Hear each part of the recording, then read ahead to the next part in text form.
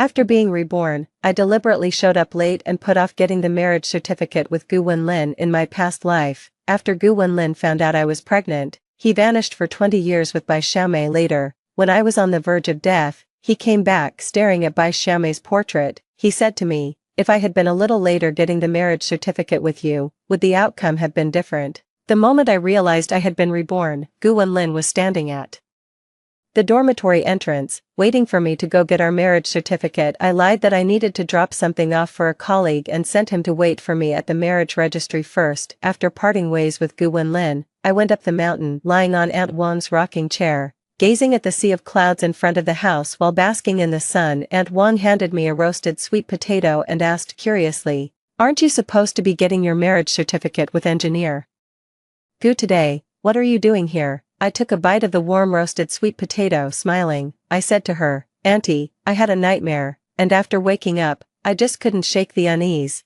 Aunt Wang comforted me, "That was just a dream. What matters is the life you're living. Once you marry Engineer Gu, you'll have a good life ahead. Why fear a nightmare?" I was taken aback for a moment, then smiled and nodded. "You're right, Auntie. I'll just stay here a little while and then head off, marry Gu Wenlin. That's never happening in this lifetime too. In my past life, Gu Wenlin and I had just received our marriage certificate and were walking out of the marriage registration office. He ran straight into a girl. The girl's name is Bai Xiaomei, and she lives in the village where we work. On our way back together, Gu Wenlin remained silent the entire time. I thought that as a married man, he would have the decency to keep his distance from other women. I never expected to find out only when I was about to die. It turned out that with that collision, Gu Wenlin fell in love with Bai Xiaomei at first sight. He's not avoiding suspicion, he's wallowing in regret, regretting why I couldn't have gotten the marriage certificate with you. One day later, after that day, Gu Wenlin became much colder toward me. He would always stare blankly toward the village, all alone. I asked him why,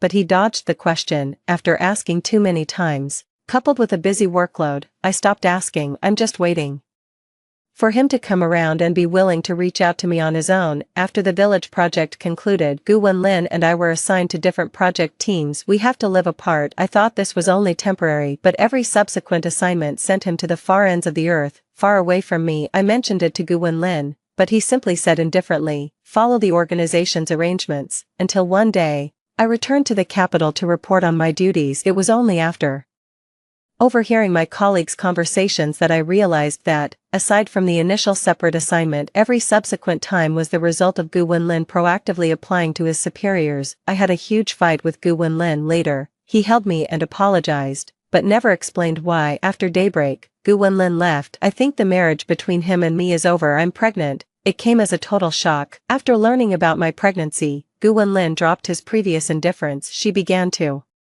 take thoughtful care of my daily life. He clumsily learns to cook for me. She presses her ear against the belly to listen to the baby blowing bubbles. Will accompany me for a walk every evening. Then one day, Gu Wenlin just disappeared. I asked many people and searched for him for a long time. No one knows where he actually went, nor could anyone tell me whether he was alive or dead. I started going to prenatal checkups alone, giving birth alone, taking my child to the hospital alone, and raising my child alone. One person handled the funeral arrangements for both sets of parents. I thought he was dead, but just as I had a moment of clarity before the end, he suddenly appeared before me. It was only then that I realized he had been with Bai Xiaomei all these 20 years. They adopted a son and gave him all their love. It was just that Bai Xiaomei, weighed down by sorrow, had passed away before him. The only regret before leaving was that in this lifetime, I never got to be his wife. Gu Wenlin said he felt sorry for me, yet also resented me. I think it's totally unreasonable. Since you don't love me, why didn't you tell me sooner? He could have divorced me and given Bai Xiaomei a home instead of abandoning one's spouse and children or neglecting one's parents. What right does he have to resent me? The son I raised with my own hands said he envies Gu Wenlin and Bai Xiaomei's adopted child,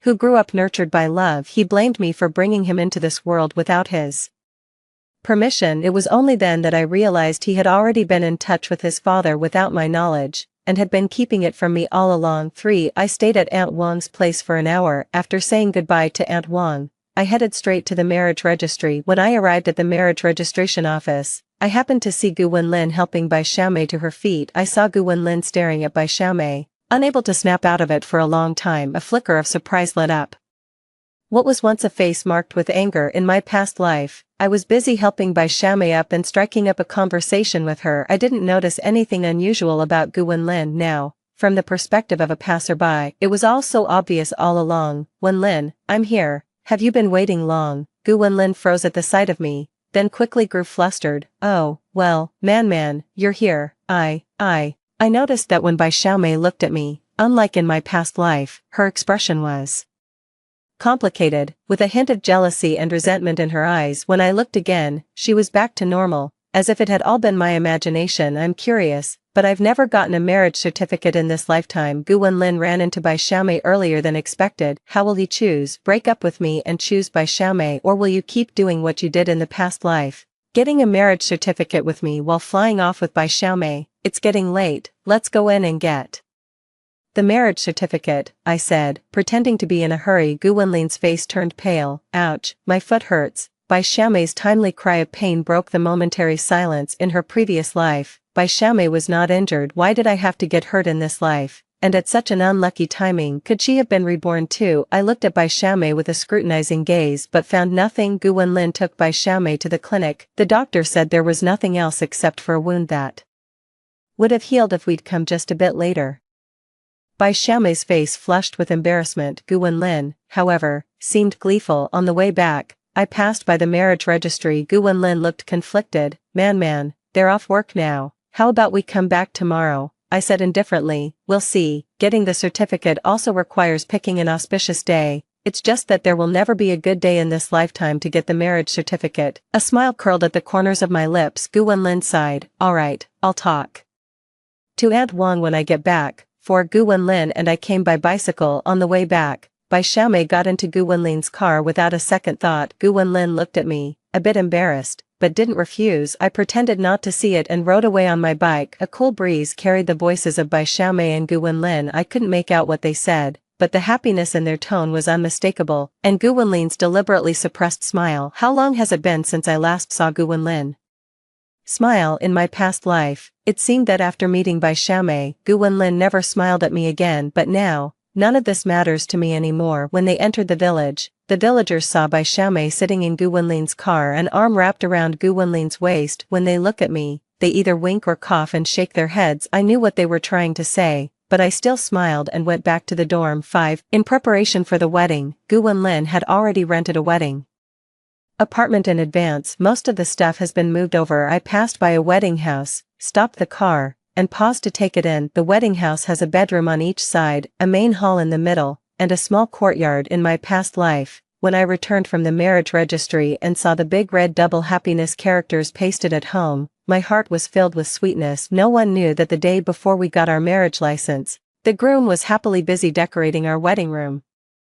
Yet on our wedding night, the flame fizzled out. That night was just like countless lonely nights that followed. We lay quietly in bed, doing nothing, yet both unable to fall asleep for a long time. 6. Before Gu Wenlin came back, I pushed my bike back to the dormitory. As soon as I arrived at the dormitory, I took the transfer order back to Beijing from the drawer. They call it a transfer, but what's really waiting for me back there is a promotion and a raise. In my previous life, I gave up this opportunity because I was going to marry Gu Wenlin. 3 months later, we were reassigned to different places. After that, Gu Wenlin deliberately kept chatting with me about all sorts of things. Later, I became pregnant, and Gu Wenlin disappeared. I have to not only raise a child on my own, but also take care of both sets of parents. I feel overwhelmed at work and have gradually been transferred from a key department to a marginal one. I never got a promotion or a raise in my entire life. My son, who is in elementary school, always looks at me with disdain whenever he sees my mediocre and busy appearance. He said, "Other people's moms are all so good-looking. Why can't you dress yourself up nicely like them?" White what? Bai Xiaomei. The more I recall, the more my heart trembles. It turned out that even back then, the son had already been in contact with his missing father, yet he kept it from me for a lifetime on behalf of that person. Ridiculous, absolutely ridiculous. 7. During dinner, Gu Wenlin didn't come to find me as usual. I took my own lunchbox to the cafeteria to get food. In the cafeteria, I saw Gu Wenlin and Bai Xiaomei sitting across from each other. They serve each other food. Not knowing what Gu Wenlin said, Bai Xiaomei covered her mouth and laughed. When Gu Wenlin saw me, he was momentarily stunned and quickly stood up. Man, you're here. Xiaomei just got home and there's nothing to eat at her place, so I brought her over first to grab a bite. I was planning to bring you a portion later, but I didn't expect you to come so early.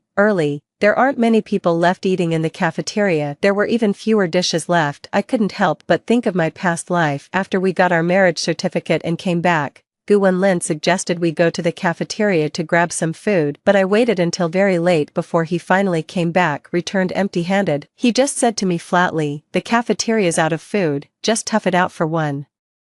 That night, if there was any sound, it must have been the growling of my empty stomach. So it turns out that by this time in the previous life, Gu Wenlin had already started taking care of Bai Xiaomei. I walked past him without saying a word, scraped the leftover dishes together, packed them up, and took them back to the dorm. I was only halfway through my meal when someone knocked on the dormitory door. "It's Gu Wenlin and Bai Xiaomei." Gu Wenlin looked at me with a complicated expression and cleared his throat lightly. Man, I'd like to talk something over with you." I looked at him without a word. Gu Wenlin glanced at Bai Xiaomei, who was standing cautiously beside him. Her eyes were full of tenderness, but when she spoke again, there was a new firmness in her voice. Man, well, Xiaomei just got back from the city, you know, she's the only one in her family, and her house hasn't been lived in for a long time. It needs cleaning. We haven't got our marriage certificate yet, so I was thinking, maybe we could lend our wedding house to Xiaomei for a few days. I glanced at Bai Xiaomei. Bai Xiaomei shrank back like a frightened rabbit, cowering behind Gu Wenlin. In this life and the past,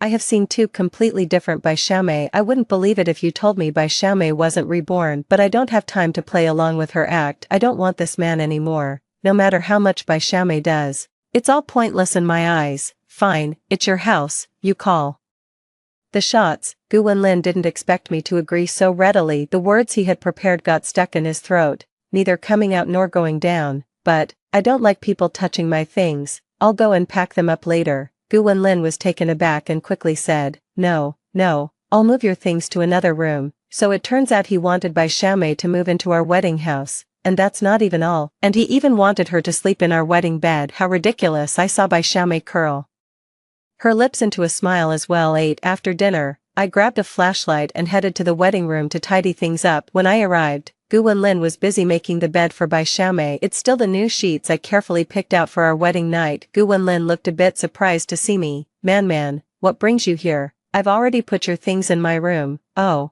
I replied and turned to get something from the next room. Gu Wenlin caught up, his expression complicated, his eyes carrying emotions I couldn't read. Man.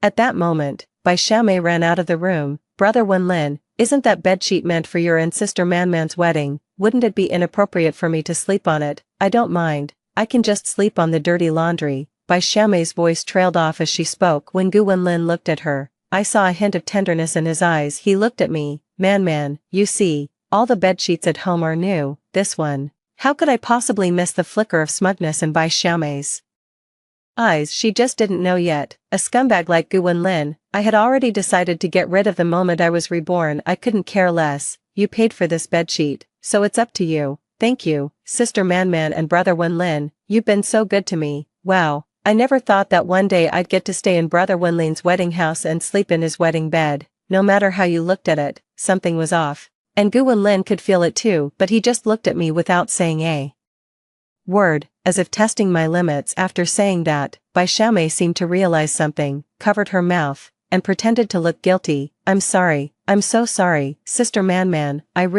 mean, please don't misunderstand. There's nothing going on between me and Brother Wenlin. I think I'd better just sleep on the dirty laundry." With that, she reached for the dirty clothes in the bundle. Gu Wenlin quickly stopped her. I comforted Bai Xiaomei. "It's okay, just sleep peacefully. It's not a big deal for me." Gu Wenlin couldn't read anything from my expression and stood aside, lost in thought. "I'm busy packing up and have no time for him." Bai Xiaomei's attempt to cover up only made things worse. The more she explained, the guiltier she looked. "She's just trying to provoke me, so she can play the fragile victim in front of Gu Wenlin, make Gu Wenlin despise me, having lived a second life. Why would I care? The only thing she should be grateful for is that in her past life, she didn't try to show off in front of me. I haven't danced enough in this lifetime." I leaned in close to Bai Xiaomei and whispered in her ear, "Little Sister Xiaomei, you're overthinking this." "Why would I care? Your Brother Wenlin only has your best interests at heart. What's so hard to understand about that? Even if he married you, I wouldn't mind.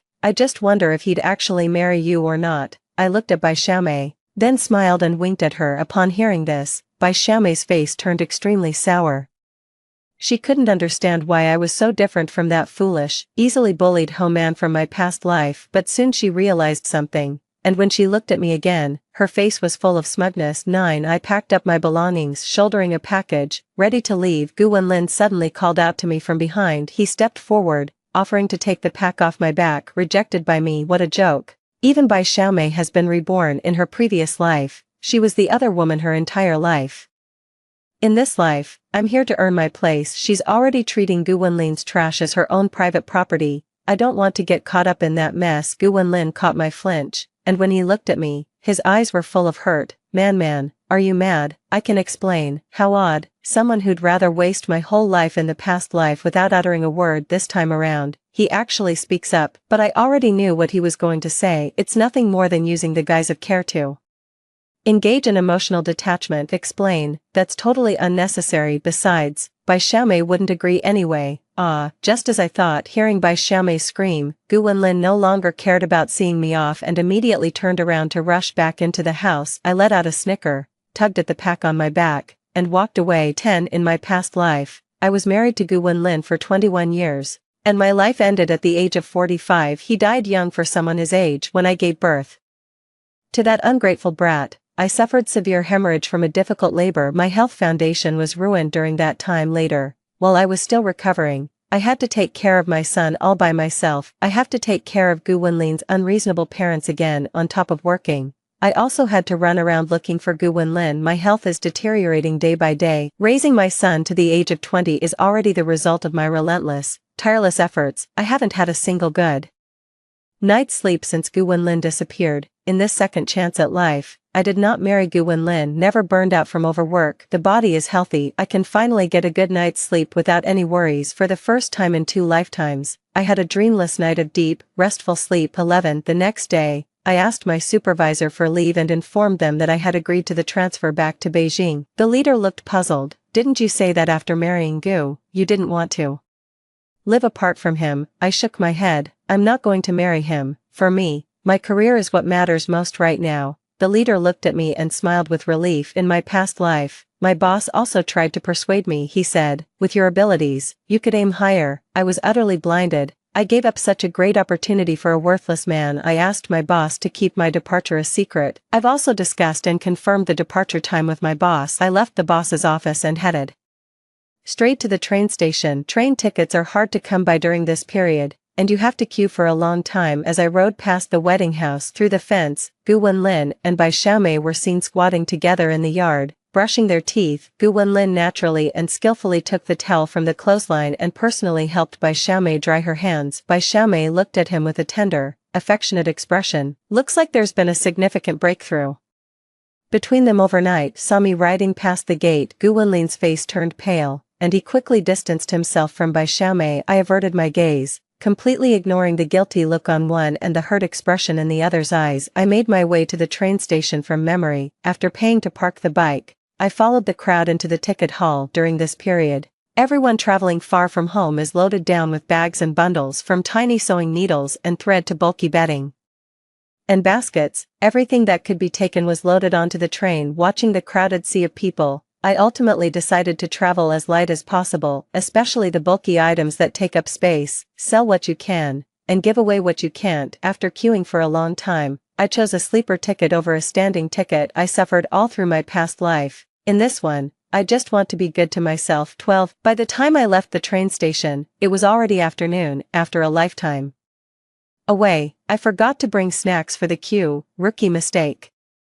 I missed lunch to buy a train ticket, and now I'm so hungry I could eat a horse. After asking around along the way, I found the state-run restaurant I had visited with Gu Wenlin in my previous life. Back then, we were set up by a colleague and agreed to meet here for a blind date. Gu Wenlin is good-looking, with fair skin, just the clean-cut type I like, just like me, also in a technical trade. Besides, both of our families are in Beijing. At the time, I thought it would make it easier for the two families to stay in touch, and he was also quite satisfied with my physical appearance. We've decided to give it a try. During our relationship, he wasn't exceptionally good to me, but he wasn't bad either. In daily life, he took care of me in every way. At work, He would also help me solve any difficulties I encountered. There wasn't much romantic heart fluttering between us, it's more about being suitable. I thought I would spend the rest of my life with him in peace and tranquility. I never expected him to drop such a bombshell on me out of the blue. Gu Wenlin proposed to me after we had been together for 2 months. Back then, when he made the decision to marry me, you could tell he was genuinely happy, but in the end, the childhood sweetheart can't compete with the sudden love. Bai Xiaomei's appearance made his heart flutter, his emotions drifted away. Love begins without reason, and deepens without end. But of all things, this was the one thing he should never have done. I shouldn't selfishly abandon everything for love and waste my life away. 12. I parked my bike and walked into the state-run restaurant. Not many people at this hour. Thus, I spotted Gu Wenlin and Bai Xiaomei sitting in the corner. At a single glance, Bai Xiaomei was the first to spot me. She stood up and waved at me warmly. Sister Man, are you going to eat? I'm having a meal with Brother Wenlin anyway, just join us. Don't be shy. It's just setting another pair of chopsticks. No wonder she's the ultimate homewrecker. Having stolen someone else's husband for over 20 years, put yourself in the driver's seat with just 2 sentences. That would be so embarrassing. I hope I'm not interrupting your date, I said with a smile, glancing at Gu Wenlin. Gu Wenlin was clearly panicking. He quickly stood up and helped me move the chair. Oh, Sister Man, please don't misunderstand. My relationship with Brother Wenlin isn't what you think. He just thinks I'm too skinny and wants to help me gain some weight. Well, she showed off again, ignoring Gu Wenlin's movements. I walked over and sat down beside Bai Xiaomei. Gu Wenlin touched his nose and sat down awkwardly. I was shocked to see the table laden with lavish meat and fish dishes. Wow, this meal must have cost Gu Wenlin at least half a month's salary. Xiaomei said he's really generous. Bai Xiaomei picked up a piece of braised pork belly and put it on my plate. Sister Man, try the braised pork here. Brother Wenlin said it's the best braised pork around and insisted on ordering it for me. He also said he'd pack another portion for me to take away when we leave. Come on, give it a try. And the fish, you have to taste the fish too. I've never had fish this delicious. Brother Wenlin said he knows how to cook it as well, and once we're back, he'll make it for me often. Can Gu Wenlin cook? When I was pregnant in my past life, he was a total mess in the kitchen, dropping pots and smashing bowls left and right. In the end, I had to push him out of the kitchen and cook myself. So love can be faked after all. I took the braised pork and savored it slowly. It was indeed delicious. Things from this era are all the real deal. This pork is genuinely flavorful, and this river fish doesn't have even a hint of that stale engine oil taste. It's genuinely fresh and tender. I was savoring it slowly, completely oblivious to what Bai Xiaomei was saying. Ah! Bai Xiaomei suddenly let out a scream, startling me so much that I nearly dropped my chopsticks. Sorry. Man, I just got startled by a fishbone. Where was I? Oh right, Sister Man, have you ever tried Brother Wenlin's cooking? If not, you can come over tonight. He promised to cook for me, right? Brother Wenlin, scared by a fishbone. That really startled me. Bai Xiaomei clearly couldn't stand my indifferent attitude anymore, deliberately pretending to be scared by a fishbone to remind me. Show off. Go ahead and show off. Once I'm gone, see who you'll show off to. Little May, you're so lucky. I've known Brother Wenlin for so long and never knew he could cook. You two only met 2 days ago, and he's already agreed to cook for you. Thanks to you, I'll get to enjoy a good meal tonight. The original intent was to drive me mad with jealousy. Surprisingly, I don't care at all. Bai Xiaomei was stunned. Gu Wenlin's face alternated between pale and flushed during this process. I kept eating, completely indifferent to their reactions. When my scallion mixed tofu was served, I slid it over to Bai Xiaomei and Gu Wenlin, inviting them to share. The dinner table was much quieter afterward. I can finally enjoy my meal in peace. 13. After exiting the state-owned restaurant, I said goodbye to Bai Xiaomei and Gu Wenlin, then rode away on my bike. I'm going to the post office to call my parents. After Gu Wenlin disappeared in my past life, I had to raise the child alone, take care of his parents, and work a full-time job all at the same time. I'm spinning like a top every day for some reason, even though my family background is in no way inferior to theirs. Mr. and Mrs. Gu just never saw me as good enough. Not only do they refuse to help me with the kids, but they also go out of their way to make my life miserable. The moment I show them even the slightest bit of unkindness, they come to my workplace and make a scene. Back then, it was hard to land a steady job, let alone having a son to support, so I put up with it. After my parents heard about my situation, they didn't hold back in helping me out. Even while they were busy looking after their grandchildren, they were thinking of finding someone else to marry me off to. But when Gu's parents found out, They stormed over to my parents and made a huge scene, claiming that our entire family wants to drive them, the elderly couple, to their deaths. What's more, whenever a man is willing to meet me for a matchmaking, Mrs. Gu would always follow behind with my son, then let my son run up to me and throw a tantrum. Over time, no one was willing to even look at me anymore. I gave up the idea of remarrying and devoted myself entirely to raising my son. During this time, my parents suffered quite a lot because of Gu's parents, but more than anything, they worry about me. Even in their final moments, I was the one they worried about most. The call was quickly answered. After what felt like a lifetime, I heard my parents' voices again, and I broke down in tears. Hear the choke in my voice. Mom and Dad are very worried. They think Gu Wenlin is bullying me, so angry that he's coming to settle the score with Gu Wenlin. After calming them down, I told my parents about what had been going on recently and the decision I had made on the phone. My parents were silent for a long time. In the end, they only said that if it was the result of my careful consideration, they would respect my decision. I finally breathed a sigh of relief. I told them about my transfer back to Beijing. The departure train ticket is for 3 days later. My parents said they will definitely cook a ton of my favorite dishes and wait for me at home. 15. I returned to the dorm and opened the door. I found Gu Wenlin sitting at my desk, flipping through some study materials. Almost forgot, he has a spare key to my dorm room too. The sight of the locked drawer containing the transfer report brought me a sigh of relief. My relationship with Gu Wenlin is unclear right now, and I don't want any trouble before I leave. Gu Wenlin saw me come back and quickly stood up to pour me a glass of water. He had something to say but kept hesitating and never spoke up. I sat on the bed, slowly sipping my tea, waiting for him to speak. Finally, he couldn't hold it in any longer. He turned to face me and said, Man, it's not what you think between Xiaomei and me."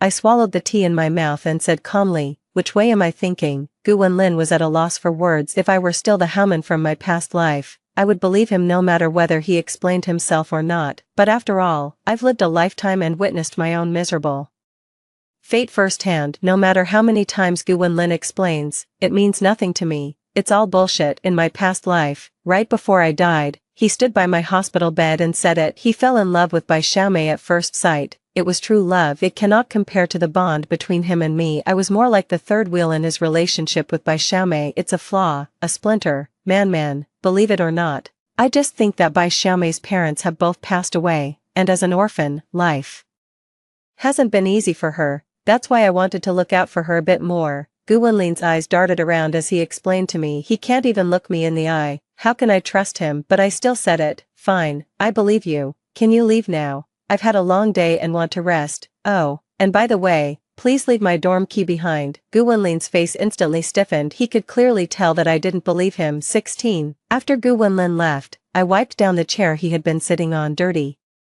Truly dirty. I started packing my things. I haven't accumulated much during my 6 months working here, just some clothes, bedding, and daily necessities. What really needs to be settled is the wedding supplies bought together with Gu Wenlin. Looks like I'll need to find some time to settle scores with Gu Wenlin before I leave. At that moment, a knock came at the door. It's Gu Wenlin. He is holding a pastry box in his hand, happily handed it to me. Here, man, open it and take a look. I took the pastry box and opened it. Inside were money and tickets. Gu Wenlin smiled and said, "I've been fine for a while now. After we get married, I'll let you manage all my money. Just give me my allowance on time each month." Looking at Gu Wenlin in front of me, I suddenly felt a sense of unfamiliarity. In my past life, I didn't even get to the point of turning over my salary. After we got married and got the certificate, I haven't seen a single penny from him. I had a massive hemorrhage during childbirth, and his parents didn't pay a single cent. Instead, they shouted, "Let her die. She's just wasting money." Alive. It was my parents, brother,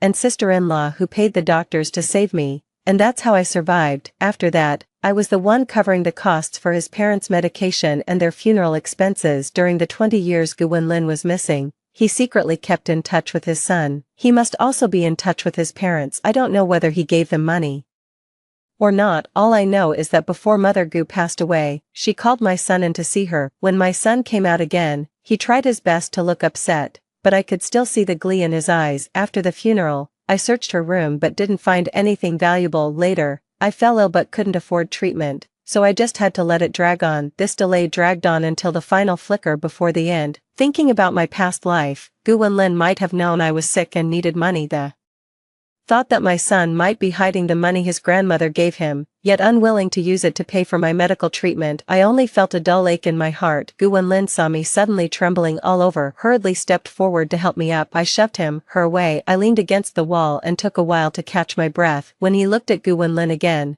there was only coldness in his eyes. Gu Wenlin's heart skipped a beat. I stared at the money inside the tin box. Since Gu Wenlin has brought the money, I naturally have no reason to be at a disadvantage. The debts from a past life can never be settled, but this life must be settled once and for all. I took out half of the money spent on wedding purchases from the box, handed the remaining money and the box to Gu Wenlin. Gu Wenlin saw what I did, looked puzzled, but didn't ask anything. Even the most oblivious person could sense the change in me. He couldn't understand what had happened in those few short minutes. I just feel like something is slipping out of control. After making sure I was fine, he left. Looking back every few steps. 17. I had a restless night. The past life I saw. Gu's parents told Gu Wenlin about my severe hemorrhage during childbirth. Gu Wenlin just gave a faint ahm over the phone. It also came to light that when our son was still in swaddling clothes, Gu's parents took him to see Gu Wenlin behind my back. Gu Wenlin knew I had been looking for him, but he conspired with everyone to keep it from me. No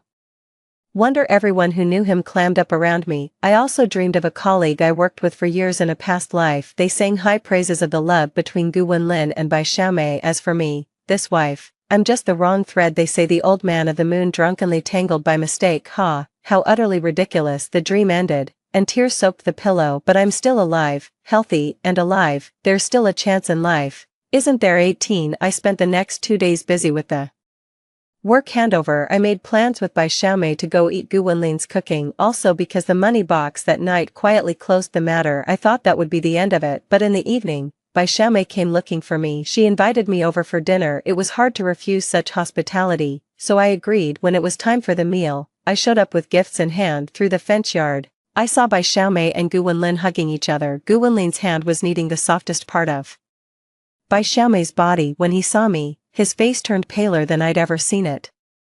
Bai Xiaomei also looked utterly terrified, busy refastening buttons that were almost completely undone. Without a word, I turned and walked away. I've already had the big meal Bai Xiaomei treated me to tonight, so there's no need to send any gifts. Not long after he left, Gu Wenlin caught up. He grabbed me and anxiously began to explain. Man, let me explain. What you saw between Xiaomei and me isn't what you think. What? You two embracing with your clothes all disheveled, or your hand where it shouldn't be. These past couple of days, even though I've been busy with the handover at work, I've heard plenty from Aunt Wang's gossip. Aunt Wang can't stand mistresses the most, especially someone like Bai Xiaomei, who not only knowingly acts as the third party but also keeps flaunting herself right in front of the legitimate partner. She always gives real-time updates on the disgusting things Gu Wenlin and Bai Xiaomei do. She said, Dillinger saw Bai Xiaomei deliberately rub against Gu Wenlin, and Gu Wenlin didn't move away. Someone saw Bai Xiaomei and Gu Wenlin sharing a bowl of rice. Someone saw Bai Xiaomei and Gu Wenlin holding hands in a secluded spot. At this moment, the Gu Wenlin before me looks a bit disheveled. I can't figure it out. He did so much with Bai Xiaomei, yet you came up to me and told me not to misunderstand. Does he really expect me to repeat the last life,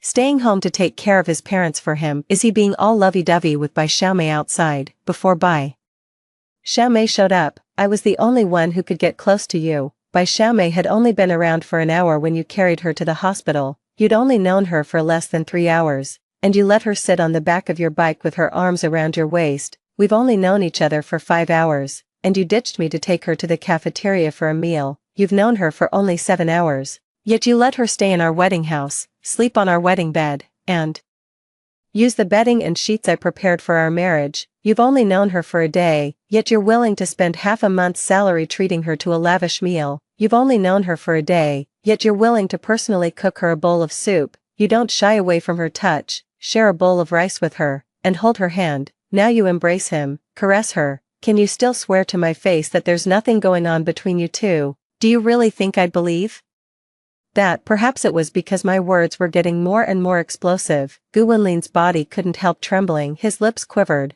but he couldn't utter a single word. Let me guess, why you're so afraid I'll misunderstand. Why you insist on explaining yourself to me, even throwing money at me to make me believe you. On the day we agreed to get our marriage certificate, you fell in love with Bai Xiaomei at first sight. She felt the same way about you, so she pretended to be injured to stop us from getting the certificate, and at that time, Because you had developed feelings for Bai Xiaomei, you actually didn't want to go through with getting our marriage certificate. Perhaps you've come to realize these past few days, you love Bai Xiaomei and want to share romantic moments with her under the moonlight. I looked into Gu Wenlin's eyes and said, word by word, but at the same time, you need a good wife to help take care of your parents. It would be even better if she could also see to their end-of-life care, wouldn't it? At the end, Gu Wenlin suddenly looked up at me, his eyes filled with disbelief seeing the shock on his face. I actually felt sad inside. It's heartbreaking to have wasted a lifetime on someone so calculating. It saddens me that the little sweetness I thought I had after marriage was nothing but a joke. I can no longer deceive myself. Similarly,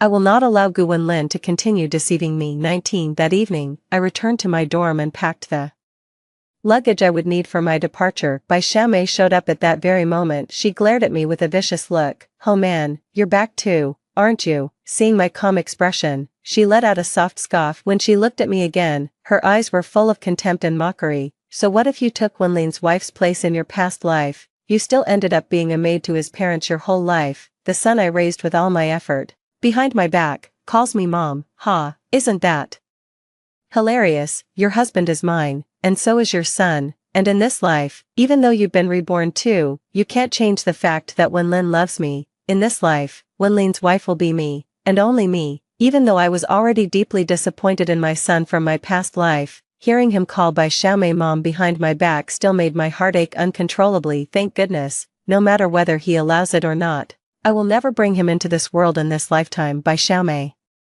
strutted around like a victorious rooster, blabbering on and on in front of me. You could see in my eyes, when I looked at her, pity, sympathy, compassion, but no anger at all. She fled in panic. To me, she's just another poor soul, no different from myself in this life. Without me covering for her and Gu Wenlin behind the scenes, can they still live as happily as they did in the previous one? 20. In the dead of night, I couldn't fall asleep, so I stepped out of the dormitory to gaze at the moon but was startled by the dark figure sitting at the doorway. By the light spilling from inside the house, I could see clearly that it was Gu Wenlin. He reeked of alcohol. I have no idea how long I've been sitting here. I found that even with a second chance at life, I still can't figure him out. I took a flashlight and went to find Bai Xiaomei. Bai Xiaomei was visibly taken aback when I came to tell her to pick up Gu Wenlin and take him home, but still, without a word, he followed me back to the dormitory. Gu Wenlin fell asleep, and Bai Xiaomei struggled to drag her away. I didn't help. The man she fell for, let her deal with the consequences herself. The next day, as I was about to head out with my luggage, Aunt Wang came to find me. She dragged me to watch the show. I followed her all the way to the bridal chamber that once belonged to Gu Wenlin and me. Gu Wenlin was glaring furiously at Bai Xiaomei,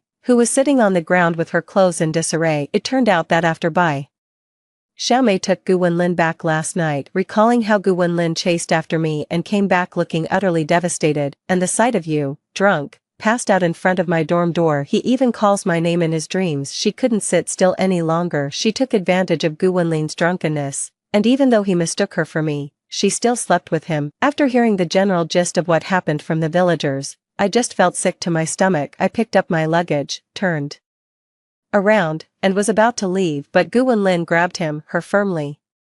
Man, let me explain, this jerk just won't let it go, will he? I took a deep breath, my gaze fixed on him without a flicker of emotion. Gu Wenlin, I thought I made myself perfectly clear yesterday. Gu Wenlin wanted to look into my eyes and see if there was still a trace of affection left for him. To his disappointment, all I had in my eyes for him was the indifference reserved for a stranger. I don't care, so I don't get angry. Since I'm not angry, I don't care. He finally realized that I really don't care about him anymore. Gu Wenlin weakly let go of my hand. His voice was muffled as he softly said from behind me, I'm sorry. What are you apologizing to me for? For this life, or the last one? 21. I left Yuanshan village, back in Jing City. Seeing my parents healthy and happy again, I broke down in tears. Every day since my rebirth, I may seem carefree on the surface, but deep down, there's always a heavy weight pressing on my heart. That was my whole life, a life so heavy it suffocates.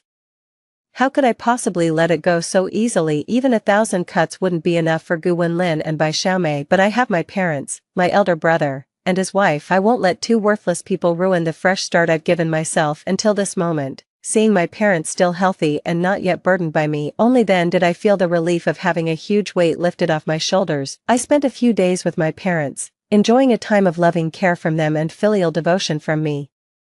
I have returned to work without the burden of my son and the Gu parents. I completed my work quite well. It wasn't long before I got a promotion and a raise. I was also appointed as a professor at a university, which fulfilled my long-cherished dream of becoming a teacher. 22. It was a year later when I heard from Gu Wenlin again. Bai Xiaomei finally fulfilled her lifelong wish from her past life. She married Gu Wenlin and became his legitimate wife. Shortly after their marriage, Gu Wenlin took her back to the capital city. Mr. and Mrs. Gu are far from easy to deal with. In my past life, I had a good family background and a great job, yet they still looked down on me. They looked down on the unemployed Bai Xiaomei even more so. He used every trick in the book to torment Bai Xiaomei. The Gu household is in chaos all day long. Gu Wenlin wanted to take Bai Xiaomei away, but Gu's parents strongly objected, kicking up a terrible fuss, threatening to kill themselves if they didn't get their way. They think Bai Xiaomei is marrying above her station since she doesn't have a job. Every time I think of Bai Xiaomei, she ruined the good thing between me and his son. They are grinding their teeth with hatred. Under no circumstances would they agree to let Gu Wenlin take Bai Xiaomei away. They simply wanted to keep Bai Xiaomei by their side, to serve them like a beast of burden. A childhood sweetheart can't compete with a new flame that comes out of nowhere. Romantic moments by moonlight are no match for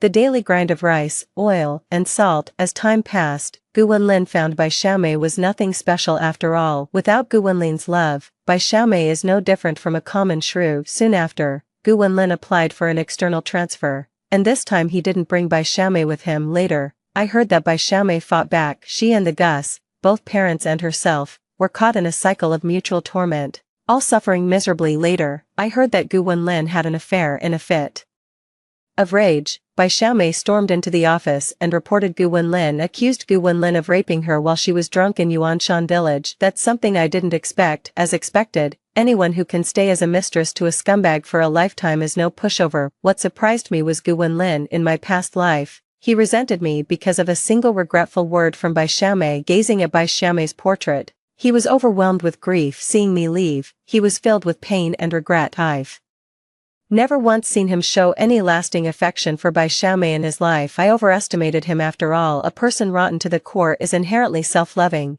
How could they ever truly repent? It's just the bitterness of loss and unfulfilled desires. Thankfully, in this life, I escaped that cage. Life is full of sunshine ahead. That's all for the first story. Stay tuned. The next one is even more exciting. Ordering milk tea with colleagues in a 19+1 group buy, but when it was time to split the bill, she only paid the $1 for the second drink. Before I could say a word, she sneered with a sarcastic tone, "You're not trying to split the bill $10 with me, are you? But the second cup only costs $1. Your little scheme is written all over your face. Too bad I saw right through it. Ha ha ha." Before she could finish laughing, I snatched the milk tea from her hand. "In that case, I'll drink both cups. After all, there's no $1 milk tea in the shop." She was momentarily stunned, but the next second, it suddenly exploded. "Seriously, Tang Lin, are you crazy? We work at the same company and we're roommates. It's just a couple of bucks. Do you have to make such a big deal out of it? Are you that broke? It's not like I didn't pay. Didn't I transfer you $1? What gives you the right to snatch my bubble tea? You're even worse than the new intern. Even if I paid nothing, they'd still treat me. Other colleagues are all polite and respectful, but you, not only do you scheme openly, but you also can't stand to lose a single penny. Don't you find yourself disgusting?" I stared intently at Li Sisi. If she hadn't reminded me a dozen times a day, the group buying voucher would have expired before I used it. I don't know how to use coupons to order milk tea in a group buy either. I just didn't expect that when it came time to split the bill, she only paid the $1 for the second drink. I never imagined she would say something like that to me, because she often says, whether at the office or in her shared apartment, "Tang Lin, please don't be polite with me. When it's time to split the bill, just go ahead and say it. I already eat a lot of your snacks on a regular basis, so I can afford this small amount of money." But for some reason today, Li Sisi started swearing right off the bat, and even went as far as posting it in the group chat for everyone to judge. Colleague Lao Zhang was the first to speak up. "Xiao Tang, it's just a few bucks, isn't it? Sisi only graduated a year ago, and she's the life of the company, a straightforward young girl. Why not let it slide?" Colleague Xiao Lu, "Right, Sister Tang, maybe you didn't explain it clearly,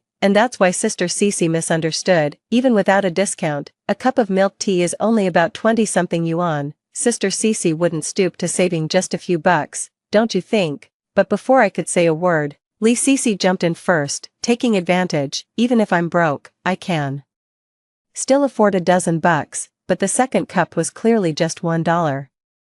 And I was the one who reminded Tang Lin to use the coupon, otherwise, how could she have gotten such a cheap milk tea? But what did she do? Not only did she snatch my milk tea, but she also claimed there's no such thing as a $1 milk tea. She insisted I split $10. Tell me, how can a company have someone so calculating? Watch out, or she'll scheme behind your backs too. Thank you, Brother Zhang and Xiao Lu, for going out of your way for me. Her voice was both coquettish and agreed. I know I've only been at the company for a little over a year, and I don't make as much money as Tang Lin, nor do I have her seniority, but no matter how little I earn, I would never take what I'm not entitled to. But this time I actually paid 1 yuan, and it was clearly marked by the shop, yet she said the store didn't have any 1 yuan milk tea. Not only did she snatch it away without a word, but she also spread rumors that I'm a cheapskate. Isn't this blatant workplace bullying?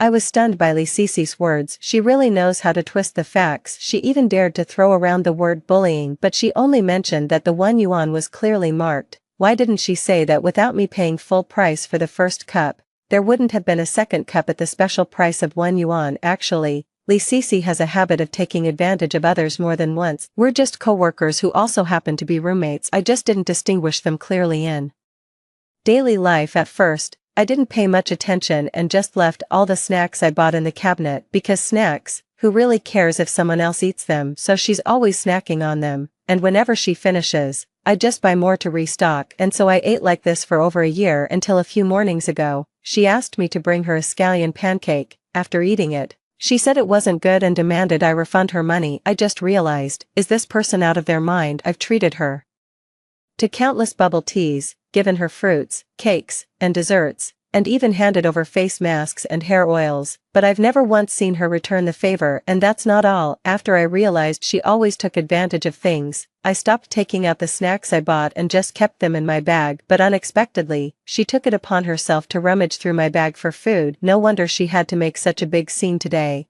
Turns out she's holding a grudge because I wouldn't let her take advantage of me. So, she knew full well that the usual price was $10. Yet she deliberately gave me only 1. It's only natural for colleagues to help each other out, but there has to be a limit to helping, right? Now that I think about it, I can treat her to bubble tea 10 times and still not get a single one in return. They even use my USB drive for work and mooch off my subscriptions to various office software memberships. What's even more outrageous is that she never pays me back when I buy things for her. Every time I hint that she should pay me back, she either pretends not to understand or says, "Oh, I'll give it to you next time." But when exactly is this next time? I always thought I was being too petty. I've thought about confronting her directly, but I'm afraid it might damage our working relationship. After all, we see each other every day. But now I understand. She always likes to take advantage of others. She's just pretending not to understand. I just never expected it to be over a cup of milk tea. She went berserk on me in the group chat too. I have no idea what she's saying about me behind my back in that small group chat again, but by the time I clicked back in, the discussion had become incredibly heated. Old Zhang took the lead. Xiao Tang, Cece is right. She also paid 1 yuan, and the price was clearly marked by the shop, but you snatched her milk tea away. You can't bully her at work just because you've been here a year longer than her, can you? Xiao Lu immediately chimed in. Yeah, Sister Tang, it's just a few bucks, no need to burn bridges, it's not worth it. Even Xiaoya, who usually gets along well with me, tried to persuade me. Sister Tang, we're all in the same company, we cross paths all the time, you're the senior here, don't let it get around that you bullied a junior over a cup of milk tea, it might end up hurting your year-end review. I was so angry that I laughed. Is there no justice? Twisting black into white, and with threats. Watching the messages popping up one after another in the group chat. Are these still the good colleagues I once knew? Seeing that I remained silent for so long and so many in the group were speaking up for her, Lee Cece grew even more arrogant. Tang Lin, what kind of skill is it to hide behind the scenes? Why don't you confront me face to face? Do you realize you've done something wrong and feel too embarrassed to apologize? That's fine. Just transfer me the money for the milk tea you snatched, and we can still be good colleagues and roommates. And another thing, next time we split the bill, make it clear. Okay, I just joined the company and don't really get it, guessing games are no fun. Don't end up saying I took advantage of you. Alright, I feel bad for wasting everyone's time. How about you, as the senior who earns more than me? treat everyone to bubble tea. I'll even skip mine. Lee Cece just set me up like that. She went ahead and made me treat everyone to milk tea in her name without even asking for my consent. This is dragging everyone down with us. That's a real masterstroke. If I refuse, I'd be letting all my colleagues down and making myself an enemy of everyone. Since I agreed, I had to pay out of my own pocket and treat everyone, including Lee Cece, to milk tea. She also got her revenge for having her milk tea snatched away. After much hesitation, I sent the bubble tea link to each person in the group individually, but Lee Cece was the only one missing. But my colleagues are so shrewd, they all knew this would drag them into trouble. Even though I sent the link, not a single person placed an order. Everyone just said, forget it. But Lee Cece thought I hadn't sent it, so she started making snide remarks in the group again. Everyone, take a look, who's the one always trying to get something for nothing? The moment I suggested she treat everyone to milk tea, she clammed up. Be careful when working with her from now on. I was going to let it slide if you bought everyone milk tea. But now I see you're even scheming against the whole group. Anyone who works with her is in for a rough time. They'll always be under suspicion of trying to take advantage of her. After all, she won't even let go of a single cup of milk tea. A few colleagues who were privately messaging me finally couldn't hold back. Before I could even reply, someone in the group chat spoke up on my behalf. Lee Cece, just stop it. The milk tea link was sent ages ago. It just wasn't sent to you. Don't you get it? Group order for milk tea. First cup 19, second cup $1, splitting evenly. Shouldn't it be $10 each? And you're only chipping in one. Without the first cup's 19, where would your second cup's 1 come from? Don't play dumb with elementary math. Are you kidding me? These words immediately set the group abuzz. Even old Zhang, who had always spoken up for Lee Cece, fell silent. Finally, someone has called it out. But Lee Cece panicked. Her eyes immediately reddened. Lean, am I still your friend, your roommate? Why didn't you send me the link? Are you messing with me for fun? It's just splitting $10, isn't it? I'll pay you back. Okay, can you stop scheming behind my back? If you have something to say, just say it. Don't keep going on about how I'm taking advantage of you. So since smearing didn't work, now you're trying the soft approach. Who exactly is taking advantage of whom? Who knows what's really going on? Seeing that I didn't reply, she sent me an exclusive 10 yuan red packet in the group chat. Caption, I didn't take advantage of you, so stop badmouthing me everywhere. I was so angry that I laughed. Okay, I don't smear, I'm just stating the facts. 3. I posted over a dozen messages with images and text in a row. It's all about Lee Cece taking advantage at the company or in the shared apartment. To what extent has it come? For example, she can eat other snacks,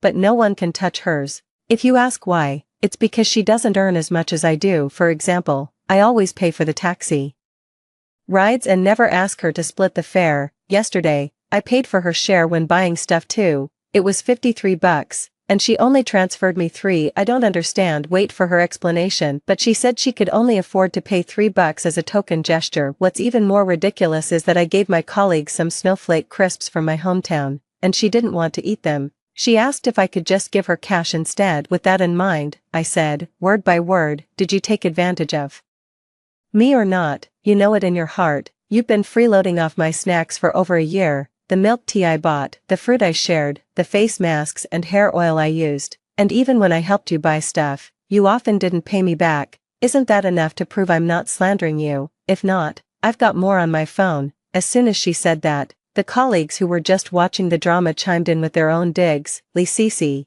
what a great performance. You almost fooled me. You took so much from her, not even letting a cup of milk tea go. Forget being a colleague, even your own mom wouldn't let you leech off her like that, would she? No wonder, you don't earn much each month, yet you're decked out in designer brands, eating durian buffets every day, and never short on snacks. Turns out it's all from taking advantage of others. A group order of 20 bubble teas, and you deliberately only chip in $1. Claiming you're new and don't know the ropes. Hilarious, you can't even do basic math. How did you get into this company? The hiring bar must be rock bottom. The group chat fell into dead silence. Everyone was waiting for Lee Cece to speak. The group chat was dead silent, but someone yelled across the office, Tang Lin, what the hell do you mean? It was right in the middle of the lunch break, and everyone else was jolted awake by the shouting. I hurried down to the first floor. She couldn't hold it in any longer. Tang Lin, are you out of your mind? It's just a bubble tea. Do you have to make the whole company know about it? And now you're getting others to gang up on me. It's just a few bags of snacks I ate. Is it that big a deal? if you had a problem, why didn't you say so earlier? And now you're spreading rumors that I'm taking advantage. Apologize to me right now and clear my name in front of the whole company. So you're taking advantage of me for over a year and now you're turning the tables and blaming me. I was so angry I laughed. Lee Cece, you keep spreading rumors about me and bullying me. It's just the two of us now. So can you drop the act? Aren't you just trying to use our colleagues to get back at me for not letting you take advantage of me anymore? Splitting a milk tea bill down to the last dollar. Do you even have any shame? Unexpectedly, Lee Cece showed not a trace of embarrassment but instead acted as if she were completely in the right. What do I have to be embarrassed about? The second cup was always 1 yuan. It's you who took the chance to post photos in the group to mess with me. If you don't apologize and clarify today, you can forget about working in this company. I'm laying down the hard truth right now. I sneered. Clarify. Clarify what? Clarify that you mooched all my office membership cards, or that you wore my clothes, carried my bags, and ate my snacks. Lee Cece was left speechless by my rebuttal, her face flushed with rage, and she glared at me with venom in her eyes, after holding it in for a long time. They finally let out, "Are you out of your mind? It's just a few snacks, not expensive at all, the clothes aren't even ruined, you're not losing anything, so why make such a big deal taking advantage while pretending to be innocent?" And now even more self-righteous, he used to call me friend and sister Lynn all the time, now they call me crazy every time I open my mouth, and accuse me of spreading rumors whenever I shut it, and they call me a workplace bully. Why is Lee Cece so good at pretending? I stared at her intently, as if realizing I had been too harsh just now. She quickly let out a cough. Lynn, can we both just take a step back? After all, we're co-workers and roommates. I don't need you to apologize anymore. Just post a clarification video in the company group chat, okay? After all, you wouldn't want to earn a reputation for bullying a junior over a cup of milk tea from A, would you? I gritted my teeth and said, word by word, a clear conscience fears no accusation. Do as you please. Turn around and leave. I haven't seen Lee Cece all afternoon. I thought this matter would just blow over. Who would have thought it would be almost time to clock out? Old Zhang has shown up again. He stopped me, with a red-eyed Lee Cece by his side. Cece doesn't mean any harm. Don't take what she said to heart. I've been talking to her all afternoon to help her understand. As a senior, you wouldn't hold it against her, right? Indeed. The older, the wiser. Seeing that I remained silent, he assumed I had tacitly agreed and immediately sent another message in the group chat. Hey everyone, after an afternoon of mediation, Cece and Xiaotang have made up privately. Let's just forget about the milk tea incident. From now on, we should still help each other out. But of course, when it's time to split the bill, we still need to split it. But Lee Cece glanced at the group message and immediately glared at me. No matter how you spread your baseless rumors, I haven't taken any advantage of you. Others may not know the truth, but I sure do. Your snacks are all about to expire, and even if I don't eat them, you'll just throw them away anyway. The milk tea you treat me to is also given to you by others, costing you nothing. As for using your membership card, it'll expire even if you don't use it. Aren't you just letting me use it so I'd owe you a favor? I gritted my teeth and cut her off. What about the shared water and electricity bills? You keep saying you'll pay next time, but you've never paid once. Lee Cece smiled even more smugly. Why should I pay? Didn't you specifically let me move in just to split the rent? Since we're all using each other, why pretend to be so noble? Shouldn't you be paying for the water and electricity? It's not even that much. Besides, I never asked you to cover my rent. You'd better beg me to stay, or one day if I'm not happy, I'm out of here. I was thinking about living close to the office, but the only option nearby was a 3-bedroom apartment. At the time, my salary wasn't high, so I really needed someone to split the rent with. But when I added up the past year or so, the utility bills I paid and the money I spent on Lee Cece cost me more than 3 times what I would have paid to rent my own place. Luckily, the rental contract is almost up in a few days. I didn't waste any more words with Lee Cece that very night. I immediately started looking for a new place. The next day, I took another day off specifically for it, moved house in a flash. Finally, in the dead of night on the 3rd day of the Cold War, Lee Cece called. As soon as the call connected, I heard her screaming curses on the other end. Tang Lin, are you out of your mind? I'm in the middle of a shower and you cut off the power and water. You couldn't pay the bills in advance. Hurry up and pay the electricity bill. Aren't you the one who always handles the utilities? I stopped arguing with her about why I should be the only one paying the shared utility bills. I just said calmly, my rental Contract has expired, so I found a new place. I want to take a shower and use electricity. I'll pay the bills myself. I hung up immediately before she could start cursing again, but the very next day, as soon as I walked into the office, I could tell something was off. All my colleagues are pointing fingers at me. Sharia kindly reminded me to check the group chat, but the moment I opened my phone, there were already 99 plus messages. It turns out Cici sent last night's phone call recording to the company's main group chat, but there is only one sentence: if you want to shower or use electricity, pay the bills yourself. Scrolling up layer by layer, it's all just people calling me inhuman. I've seen rent split evenly, but never seen one person covering all the costs in a shared apartment. That woman surnamed Tang is utterly despicable. Yeah, no wonder she gets worked up over a cup of milk tea. Turns out she's the only one allowed to take advantage of others. If anyone shares a lease with me and refuses to split the utility bills, I'll fight them tooth and nail. Even brothers keep their accounts straight. That's just inhuman. Seeing that I stayed silent the whole time, Cici specifically tagged me, Tang Lin, even though we're colleagues and roommates. The truth is I don't earn as much as you. The utility bills may not be a lot, but paying them all by myself is still too much. You need to split them with me now. Or is it that you can't get over me treating you to a milk tea, and you're just waiting for a chance to get back at me? I was so angry that I laughed. This is a blatant distortion of the truth. Even if I leave, she'll still take advantage of me and drain me dry like a blood bag. Got addicted to that. I was trembling with rage as I typed back in the group chat, word by word: you didn't pay a single cent for utilities during the whole year we lived together, and now that we're not roommates anymore, you expect me to keep covering your share of the bills. Here's the invoice.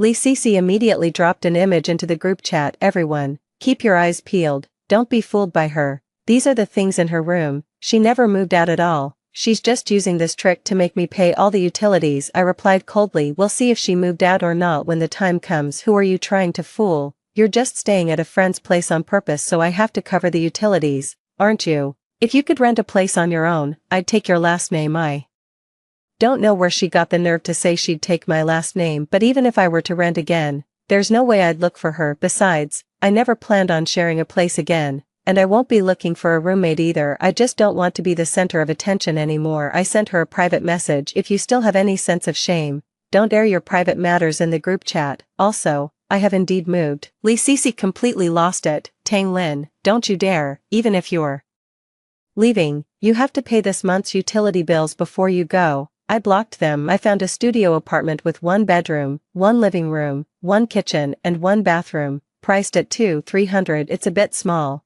but still cozy. I deliberately staggered my timing with Cici and moved the last bit of luggage. Without Cici at work, I feel completely relaxed. We have so many snacks, fruits, and sunflower seeds at home that we can't finish them all. No need to buy every single day anymore. No more garbage piling up everywhere. After a week like this, Cici actually became quite polite to me. I know this is the boundary created by detachment, but it wasn't long before that sense of boundaries was broken again. I was having dinner with my girlfriends when I got another call from Cici. When Sharia came back from the restroom, she handed me her phone. Tang Lin, it's been 7 days and you haven't even sent a single text. You're just waiting for me to give in first, aren't you? Cici started off with a sarcastic tone right from the beginning. Fine, I admit defeat. Okay, I know you can't possibly go out and rent a place on your own. You just want me to give you an out, don't you? Well, you've got your out. But if you still want to share the apartment, there are conditions. I just hung up, but in less than a second, she struck again. Before I could hang up, she got anxious first.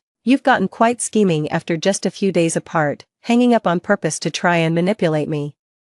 Too bad I saw right through you. I don't want to hear her nonsense, but I'm also annoyed that she keeps calling, so I casually asked, is there something you need? The voice on the other end of the line abruptly stopped, then immediately shifted its tone. It's not like we can't keep sharing the apartment. As I said before, transfer last month's utility bill to me first. I paid it for you. I was so mad I just laughed. Is this guy out of his mind? Otherwise, why can't you understand plain language? Seeing that I wasn't responding, she immediately got anxious. I'm telling you, if you don't transfer the utility bill to me, I'll make sure you can't survive in this company. Just you wait. 5. Who in their right mind would threaten someone so blatantly? I want to see exactly how she plans to make my life impossible at the company. What if I don't? Easy. Just wait for your reputation to be ruined. Don't come crying to me then. Just over a few $100 for utilities, but weren't you the one using them? What's that got to Do with me? Unexpectedly, Lee Cece suddenly blew up. How dare you say that? What do you mean it's got nothing to do with you? I'm already splitting the rent with you, shouldn't you be covering the utilities? You were the one who came to me in the first place, and now you just up and leave, refusing to pay without even a word. Did you discuss it with me? Did I agree? Last time the power and water went out while I was showering, and I caught a cold. I haven't even settled that score with you yet. I clenched my phone tightly, holding on to my last shred of sanity as if finally realizing something was off. Lee Cece's tone softened. Tang Lin, can you stop messing around? You like making money, I like spending it. Isn't that perfect? I know you're still mad, but can you at least prepay the utilities for half a year? I also know you're socially anxious and still want a buddy, so there's no way I'm finding another roommate. Don't worry. As soon as the utilities are paid, I'll come pick you up. Right away. I'll clean your room in advance, and even split the snacks you usually buy with you. Okay. Xiaoya couldn't bear listening anymore. She took the phone and was about to speak, then Lee Cece started rattling away again. Seriously, Tang Lin, are you even listening to me? Hurry up and transfer the utility bill. It's only a few hundred, you've paid thousands before. Don't you miss the days when you bought snacks and I ate with you? You bought clothes and I helped you wear them. You bought bags and I carried them for you. Xiaoya really can't take it anymore. She immediately cut him off. Wow, I've seen it all now. I can't believe there are actually shameless people like you in real life. How did you even say that with a straight face? She likes making money, you like spending it. Well, I like spending money too, so go ahead and earn some for me. And what's wrong with her treating herself to a nice meal with her own money? Why does she have to spend it on you? Who do you think you are? At those words, Lee Cece immediately dropped the act. Who the hell are you? Mind your own damn business. Tang Lin, you found a new sugar daddy already. You've got money for dinner but can't pay the utilities. Huh, how disgusting can you be? So you're throwing away over a year of being co-workers and roommates. Huh, fine, just you wait. 6 I replied calmly. Alright, I'll wait, then hung up the phone. To be honest, I never thought things would get so strained between Lee Cece and me. She used to eat my snacks, use my stuff, and even make me pay for her every time we went to the convenience store, but after I paid for her, she never reimbursed me, and since the amounts were small, I felt awkward asking for the money back. Even the utility bills are all on me. Even so, I didn't say anything, but what she did next completely shattered my expectations. It has been 2 weeks since I last spoke with Lee Cece on the phone. She hasn't bothered me at all for the past 2 weeks, just insist on posting on moments every day without fail. All those snack photos are making my head spin. Caption, awesome, I've achieved snack freedom. Certain people need to stop running their mouths spreading lies about me mooching off others. It's not like I can't afford it. I didn't respond. She sent it to me on purpose, but I never expected that I could be sitting innocently at my desk, only to have the blame fall on me out of nowhere. Seeing that I wasn't playing along, she deliberately handed out snacks to everyone in the office, yet she went out of her way to skip me. Whatever, I still have to rush through the last project of the year. I don't have time to play her petty games. I never expected that staying late would make me the prime suspect of the entire company. I've been working late nights for days now to meet a project deadline. It was only after looking into it that I found out there was a thief within the company. The gift cards the company gives out always seem to disappear for no reason, only to mysteriously show up again on their own. But the thief was clever enough to always evade the company's surveillance and slip through inspections flawlessly. Listening to my colleagues whispering behind my back, I gritted my teeth. I was just working overtime on the project. I didn't. Before I could finish, Lee Cece quickly cut me off. What project could possibly keep you working overtime for days on end? And why would it get lost right when you're burning the midnight oil? Not a day earlier or later. So, who actually stole the gift card? We all know the answer. I stared at her intensely. She's deliberately trying to shift the blame onto me. All of a sudden, everyone was giving me a wide berth. Something that used to take just a few minutes to coordinate now takes a whole hour. Even the boss warned me to watch my words and actions, so as not to affect my year-end performance review. I didn't care about it at all to begin with. I didn't steal, and that's the truth. The truth will always come to light. But then I think about the year-end bonus, and the way my colleagues have been gossiping about me behind my back these past few days. A thought suddenly popped into my head. Thief, it couldn't be her. Could it? 7 I was lost in thought when Lee Cece suddenly called. So, how does it feel to be ostracized by the whole company? Not so pleasant, is it? If you apologize now and transfer the past 6 months' utility bills, maybe if I'm in a good mood, I'll tell you who the thief is. To be honest, if Lee hadn't made that phone call, I wouldn't have been sure, but now she's rushing to show off again. Trying to force my hand, I let out a cold laugh and replied, word by word, it's you, isn't it? There was an instant silence on the other end of the line, but in the next second, she remained completely unfazed. Should I take it as you trying to play games with me by refusing to pay the utility bills? But I already told you, if you want to come back, first settle what you owe me. For the utilities, I'm not the type to hold grudges, so you don't need to make a public apology about the milk tea. Alright, your room is still waiting for you. Come back when you've had enough fun. I even splurged on that durian you love. I don't buy it. He's so stingy he'd fight someone over a penny. And you want Lee to buy durian? That's the funniest joke I've heard all year. Is she setting me up? I laughed. I wouldn't dare eat it. Who knows if it's clean? Lee immediately got fired up. What do you mean? I'm kindly offering you durian. And you're going on about it being unclean and not daring to eat it. Are you crazy? Cut the crap. Transfer me the utility bill and get back here. I'm waiting for you to cook. Seriously, does she not understand plain English? Wake up, will you? I moved out ages ago. Haven't you freeloaded off me for over a year already? Go mooch off someone else. If you have any decency, find another person to leech from. Okay. Lee instantly exploded with rage. Are you out of your mind, Tang Lin? I've already humbled myself and given you face, but you still have to say such nasty things. Why didn't you just say you wanted me to keep splitting the rent by living together? She's not even pretending anymore. I just ate a few of your snacks, used your membership for a few days, wore your clothes for a few days, and had a few bites of your fruit. What's the big deal? Didn't I already tell you? We can just get a new place together and split the costs. No need to make such a big deal out of it. Right, I don't understand why freeloaders always act so entitled, just like Lee didn't understand. If others give you something, it's a kindness. If they don't, it's only right. But in her eyes, whether it's yours or mine, in the end, it's all hers. I couldn't be bothered to argue with her any further, so I simply said, no need. She immediately exploded, couldn't hold back any longer and started cursing. Fine, you've got guts.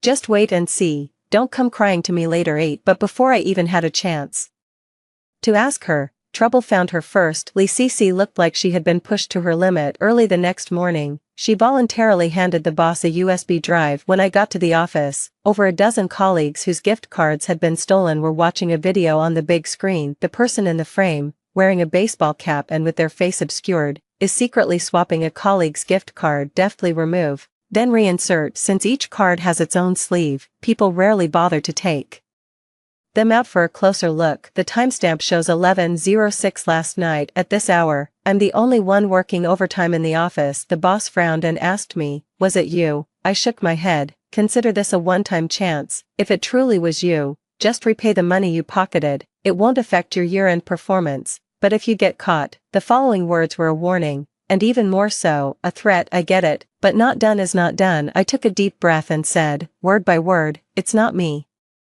But Lee panicked, slamming the table as she stood up. Show me the evidence. Stop pretending. That big M logo on the black baseball cap is yours. Are you still not owning up? As soon as these words were spoken, the room erupted into chaos. They started whispering among themselves, pointing fingers at me right to my face. I turned to Lee unhurriedly. But don't you wear them all the time? My clothes, my bags, even my shoes. Which one haven't you worn? Which one haven't you tried on?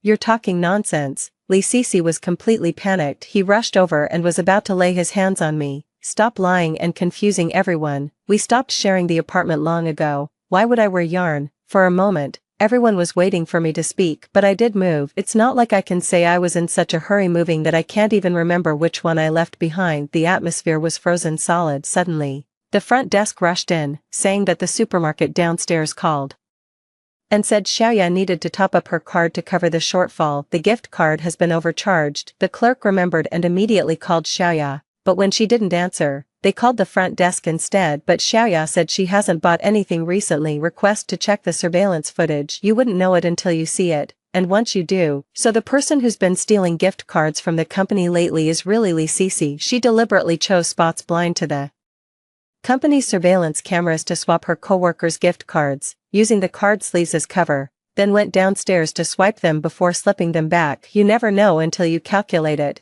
and once you do, I swiped over 20,000 in total. I wonder if Lee is just too arrogant or simply brainless. She knew full well that the company had been cracking down lately, Yet she still insisted on walking right into the line of fire. In the end, she paid her colleague double, totaling over 40,000 yuan. Considering it was almost the end of the year and old Zhang had vouched for her, Li Sisi wasn't let go but ended up with a pay cut and being transferred to another team. I thought Li Sisi would lie low for a while. Little did I know, the worst was yet to come. 9. After that incident, everyone thought Li Sisi would at least behave herself, but she acted as if nothing had happened, still chatting away and acting familiar, as if she'd known everyone for years. They also call me sister Tang all the time and occasionally bring me milk tea. I refused several times in a row. She still delivers it anyway. She also said that it was all her fault before, and now she just wants to make up for it. Feel free to ask me for anything. But his eyes kept darting toward my computer screen every now and then. After more than 10 consecutive days of working overtime, I finally managed to finish the project proposal before the end of the year. If this multi-million deal goes through, the company is guaranteed to make a profit for the next year, and I'll get a promotion and raise. But on the day of signing, besides the client and our company, our biggest competitor was also there. Before I could even speak, the other party took the lead in introducing the project. Even the photos, data, and even the punctuation marks in the PPT were exactly the same. The boss's face turned green, because this was something I revised together with him. When it was my turn to present, I calmly opened my PPT. Upon seeing this, Party A immediately stood up to leave and angrily asked me who had copied whom. I didn't rush to explain, just asking the opponent a few questions in return. Where did this data come from? Why are countermeasures used this way? What effects can they achieve? How can core projects better reduce costs? But the other party couldn't even answer a single one. I explained each point at a leisurely pace, and then shared methods for cost reduction and efficiency improvement on the core project. A preliminary estimate suggests savings of at least 3 million. Upon hearing that, Party A immediately signed the order with us without any hesitation. But just as the boss was about to sign, Li Sisi burst in. She screamed at me recklessly, "Tang Lin, you're so sneaky, secretly altering the core plan. You're utterly shameless." I slapped her across the face. "You leaked company secrets to a competitor and nearly cost us a multi-million-dollar deal. Can you handle the consequences?" She glared at me through gritted teeth. "All I know is, you've ruined me. I'll destroy you at any cost." That very day, upon her return, the company immediately fired Li Sisi and demanded that she compensate for the economic losses. We also reserve the right to pursue legal action against her for leaking confidential information. But instead of crying or making a fuss, she was especially cheerful. I have a nagging feeling that something's off, but I can't quite put my finger on it. Until I saw it. 10. After work, she linked arms with Lao Zhang and they walked into the hotel together. I was wondering how she could have stolen my plan all by herself and done it without leaving a single trace. So that's it, old Zhang was helping her. But what is old Zhang after? Is it just that Li Sisi is young? But the consequences of that are far greater compared to leaking company secrets. Unless a sudden conjecture flashed through my mind. Call the boss immediately and explain the situation. He'll start investigating old Zhang right away. You never know until you check, and once you do.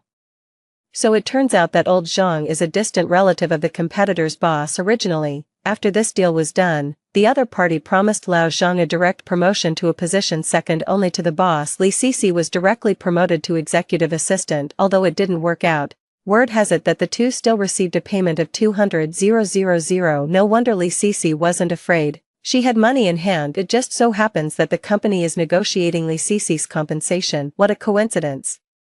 Also 200,000. I immediately called Li Sisi. This is the first time I've taken the initiative to call her since we fell out. She thought I needed something from her, so the moment she opened her mouth, she was unbearably arrogant. "What, you want to keep sharing the apartment with me, or did the company send you to beg me to come back?" I didn't respond to her, just said calmly, "Regarding your disclosure of company confidential information, the compensation has been finalized. 200,000 yuan must be transferred to the company account by the end of the month." Before I could finish speaking, she cut me off and roared with rage, "Are you crazy for money? Are you the company's lapdog? Why are you passing messages for them? They don't owe you a dime. You're sick." I spoke unhurriedly. "Oh, since you put it that way, I did a rough calculation. Over the past year, you've eaten my snacks, my fruit, and I've paid for things when you shopped. All those bits and pieces add up to around over 60,000. I'll round it down for you, so just give me 60,000. By the way, just a friendly reminder, I'm notifying you now that if the payment isn't received by the end of the month, the company's legal department will formally file a lawsuit against you. Lee Cece completely lost it. You bitch,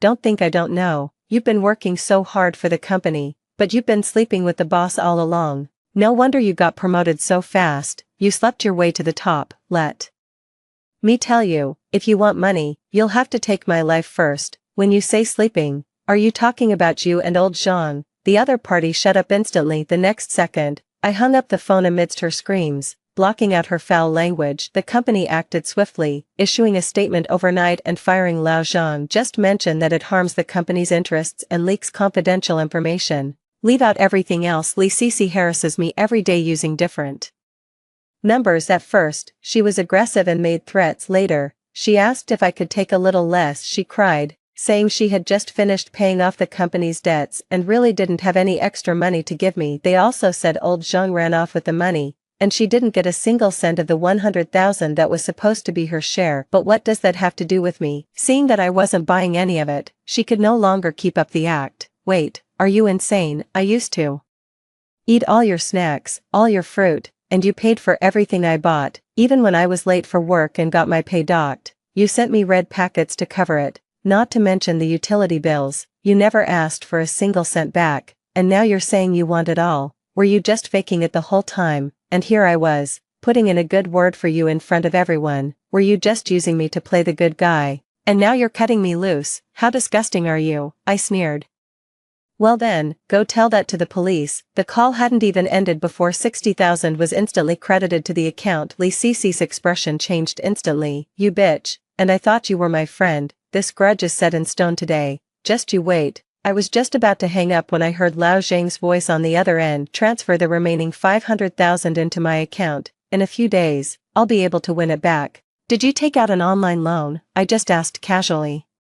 Lee Cece sneered. What's it to you? This is called futures. High risk, high reward. I can't be bothered to waste words on you. You wouldn't understand even if I explained. Could she be borrowing from online loans to trade futures? I frowned. Don't you dare touch that thing. Are you afraid I'll get rich? How can you be so vicious? Are you that scared of me making money? Jealous much? Get a life, you idiot. When I got another call from Lee Cece, I was just about to head out to the bank. I thought she was about to start trouble again and was just about to hang up when I heard her say tearfully, Lin, I don't want to live anymore. Old Jean tricked me. He talked me into taking out online loans to trade futures, and I lost everything. But then he ran off, leaving me with 500,000 yuan in debt. How am I supposed to pay that back? She was sobbing uncontrollably. I asked coolly, wasn't it supposed to be high returns? How did it all get wiped out? Lee Cece was grinding her teeth in fury. How was I supposed to know? Old Jean said it was a sure win, no risk, guaranteed to make back the money, but in just a few days, everything was lost. I told him to borrow with his own ID,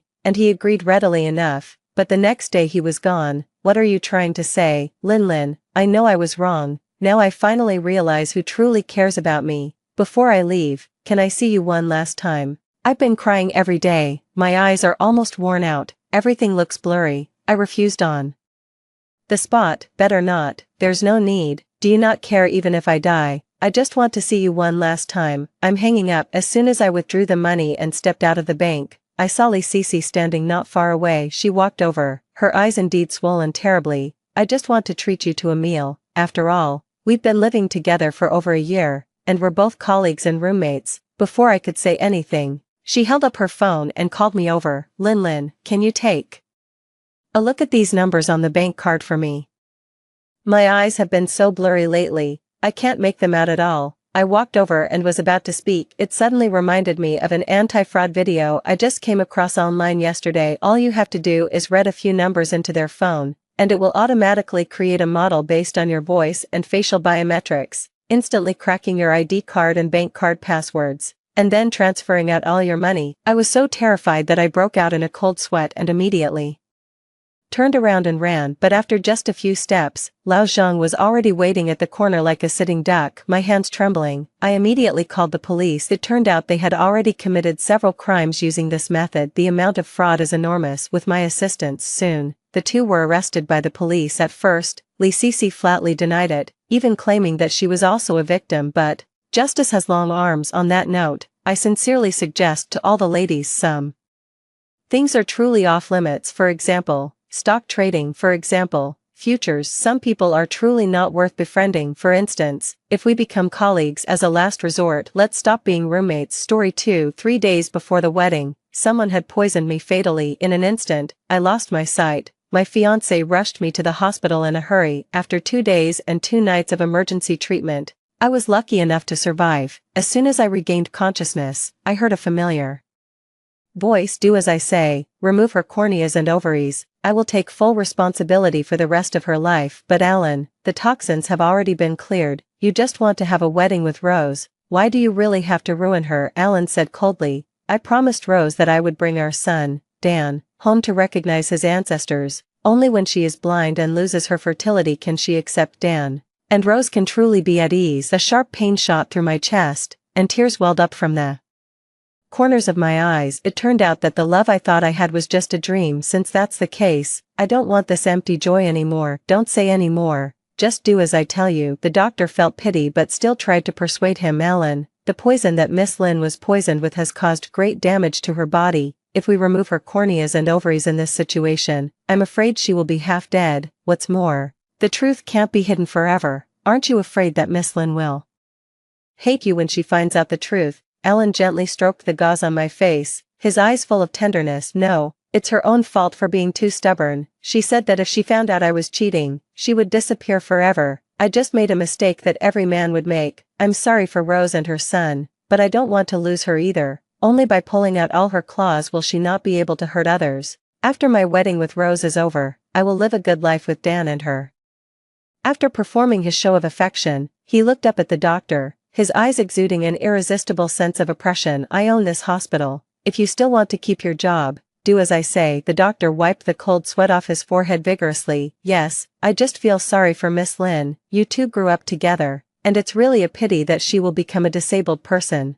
I'm also afraid that you will regret it in the future. Alan, go and prepare for the operation. Use more anesthesia. Don't let her feel the pain. I will feel sorry for her. After saying that, he turned around and sent a voice message to his assistant. Have all the traces been cleared? Give the nanny who poisoned her 5 million yuan and send her family abroad. Don't let Lynn know. Tears welled up instantly, and my body couldn't help shaking. Alan rushed over and hugged me, questioning the doctor. You useless people. Don't you see how much pain Lynn is in? Increase the dosage quickly. After that, the cold anesthesia was injected into my body again. Before falling into a complete coma, I felt Alan kiss my forehead. He also whispered in my ear, don't be afraid, Lynn, everything will be okay when you wake up. I felt a chill. The wedding I had been looking forward to since I was young had actually become my nightmare, and the person who pushed me into the abyss with his own hands was the person I loved the most, my bed partner. When I woke up again, I had become blind. The smell of the cologne that Alan often used was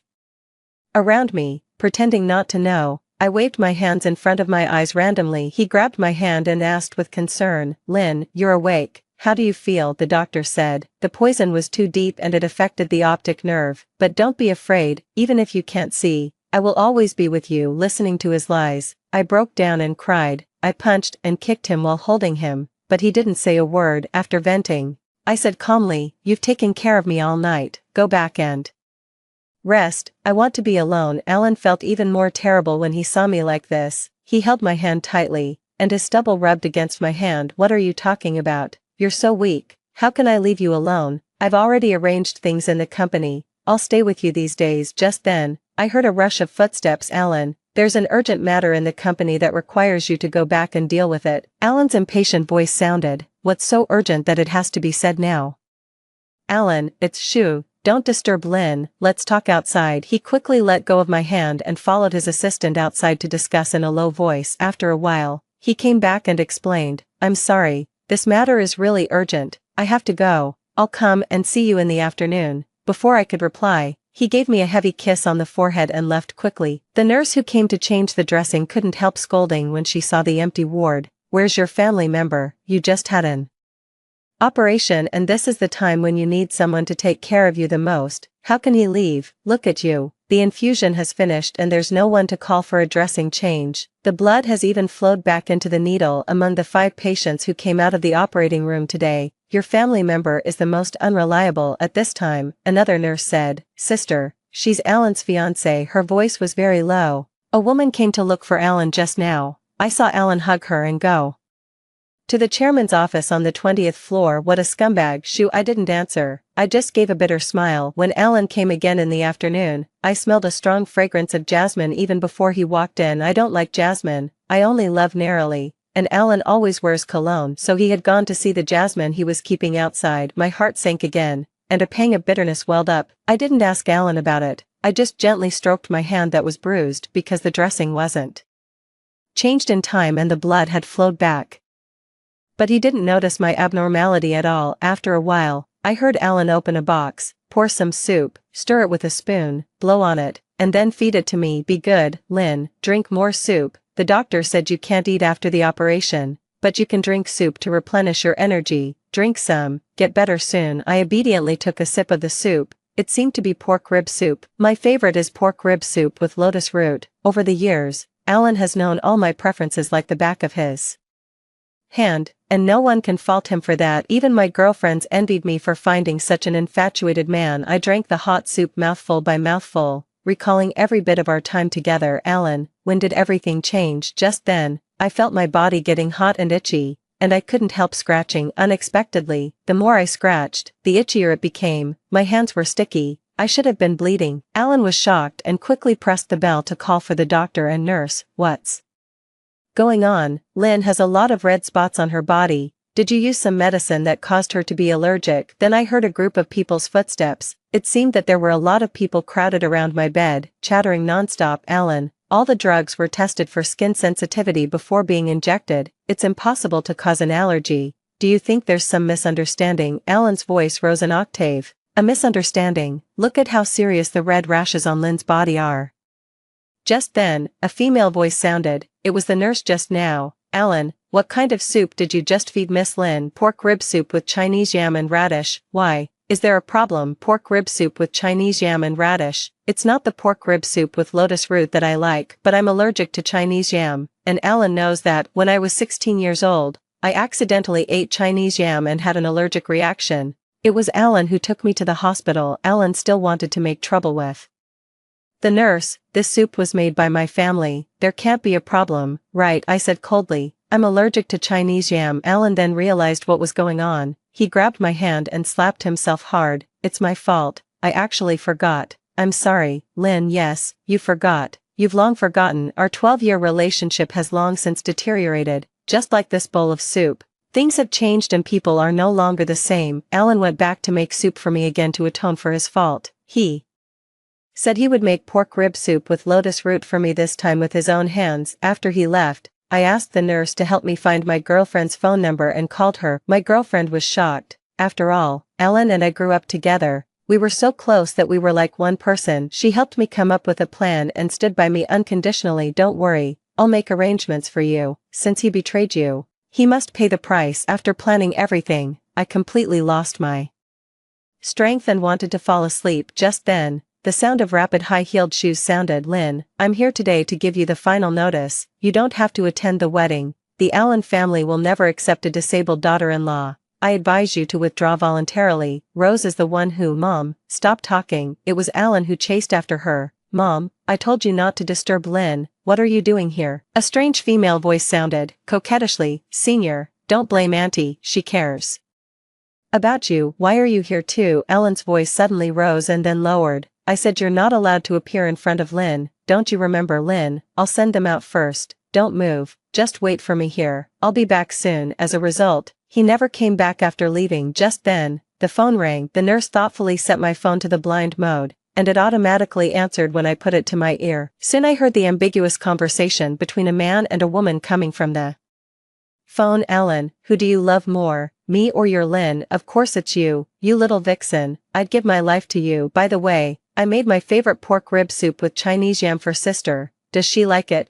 She likes it." "Concentrate, don't mention her at this time." These words were like knives, cutting at my heart one by one. It turned out that the bowl of soup was brought to me by him when he went to meet his lover. Because she liked Chinese yam, he forgot that I was allergic to it. Half an hour later, the phone rang again. "You heard it just now. Alan loves me the most, and that soup with Chinese yam. He actually didn't know that you're allergic to Chinese yam. Your rival in love, remember that you don't eat Chinese yam, but your fiancé forgot, or did he deliberately feed it to you to please me? If I were you, I would withdraw voluntarily instead of shamelessly occupying the position of Mrs. Ming. After saying that, the phone hung up. I waited for a long time, but Alan didn't come back. The next day, in my sleep, I felt someone gently wipe my face with hot water. It was Alan. His voice was choked up as if he had been crying. The doctor just told me that because of food poisoning, in addition to losing your sight, you have also lost your fertility forever. It's all my fault. I didn't take good care of you and let you eat something you shouldn't have. Hit me, Lynn. After that, he stroked my belly and cried even harder by the bedside. I felt even more disgusted listening to his crying. Isn't this exactly what you wanted, Alan? You were sleeping soundly in someone else's bed yesterday. What are you crying for in front of me now? Lynn, don't worry. No matter what you become, I will still love you. I know you like children. Let's adopt a child together in the future. Okay, you can rest assured that no one can replace you in my heart. I've already prepared to transfer all my property under my name to you. Even if we adopt a child in the future, you will still be the most important to me. He babbled on, and I listened impatiently. I didn't want to watch him act anymore, so I simply nodded. Okay, let's do everything as you said. Hearing that I agreed to his proposal so quickly, he kissed me on the forehead. Lynn, I knew you would agree then. Lynn, I'll go and make arrangements now. Wait for me. Okay, the adoption procedures are a bit complicated. I might not be back until 2 days later. After saying that, he was about to go out. At this time, I gently stopped him. If I remember correctly, today is our wedding. Don't you have anything to say to me? This was the last chance I gave Alan. I was looking forward to him confessing to me. I heard the footsteps stop. Alan said with difficulty, yes, it's our wedding, but you're in no condition to have a wedding, so I informed the guests to cancel it. Oh, really? Of course, when you get better, I'll hold a grand wedding for you. But now there's an urgent matter in the company, so I have to go. He gave my palm a heavy kiss and left in a hurry, but just now, I clearly touched a cluster of jasmine flowers on his chest. Only the bridegroom will pin a flower on the chest of his suit. The wedding wasn't cancelled, it just had a different bride. My girlfriend learned about my situation and rushed back from the United States overnight to pick me up. Before getting on the plane, I asked someone to send a congratulatory gift to Alan, and then I left without looking back. At this time, Alan was holding a cluster of jasmine flowers, smiling and looking forward to his bride. When he opened the gift box I left, the dinner party had already started. His hands were shaking. Inside the gift box was a handmade silver ring engraved with the initials of our names. It was the confession gift he gave me when we graduated from high school. It was the first gift he gave me after we confirmed our relationship and had a special meaning. He once smiled and said, Lynn, if you never want to see me again in the future, just return this silver ring to me. I hope that day will never come. At this moment, he shook off Rose's hand and frantically searched for me in the banquet hall. The guests at the scene all looked at him and couldn't help whispering, it seems he's looking for Miss Lynn from the Jiang family. It's a pity that she's a disabled person who can't have children. This Rose is more suitable for him. I heard that this Rose is not simple. She gave birth to the eldest grandson early and rose to power with her son. Alan's parents are very satisfied with her. I heard that he and Miss Lynn grew up together and were engaged a long time ago. So what? A man can change his heart overnight. Alan seemed not to hear those whispers and checked table by table. Rose, wearing a long trailing wedding dress, chased after him desperately. She accidentally fell to the ground. She stood up coquettishly and took Alan's arm pitifully. Alan, it hurts so much. Today is our wedding. Do you really have the heart to leave me? Can't we talk about it tomorrow? Unexpectedly, Alan threw her aside. Rose, what did you say to Lynn? Tell me now. Alan pushed Rose forcefully, and she fell to the ground. The champagne tower next to her also fell, and she was drenched like a drowned rat. Rose tried to hold Alan back with tears in her eyes. Alan, this is the wedding we've been looking forward to for 5 years. Are you really going to leave? Don't you remember, 5 years ago, you said you would compensate me with a grand wedding? How can you go back on your word? Lynn must have known that we're getting married and deliberately tried to get your attention to disrupt our wedding. Alan, that woman has bad intentions. Don't be fooled by her. Just then, Alan slapped Rose in the face. Don't you dare slander Lynn. She's not the kind of person you said she is. At this moment, a little boy rushed forward. Dad, why did you hit Mom? Is it because of that bad aunt? Alan flew into a rage when he heard this. Bad aunt? Who taught you to say that? Is it Rose? Since the day you and Mom appeared in the hospital, I knew you had ulterior motives, but I didn't expect you to actually teach my son bad things in private. From now on, Dan will be brought up in the Allen family. You have no more connection with our Allen family. My wife has always been Lynn and only Lynn. You're just a plaything." After saying that, ignoring his parents' dissuasion, Allen fled the wedding in full view of everyone. He drove at full speed to the hospital and called his assistant to ask, "Hurry up and check if Lynn is still in the hospital." "Go now." "Yes, also, check the surveillance footage of the wedding banquet. We must find Lynn." Soon the phone rang. "Allen, it's not good. Miss Lynn is gone." What? Allen was so shocked by the news that he didn't notice the traffic light. With a loud bang, his car collided with a large truck. When he woke up again, it was already 3 days later. His spine was injured, and he lost all feeling in his lower body. But the first thing he said when he woke up was, "Discharge me from the hospital. I want to be discharged. I want to find Lynn.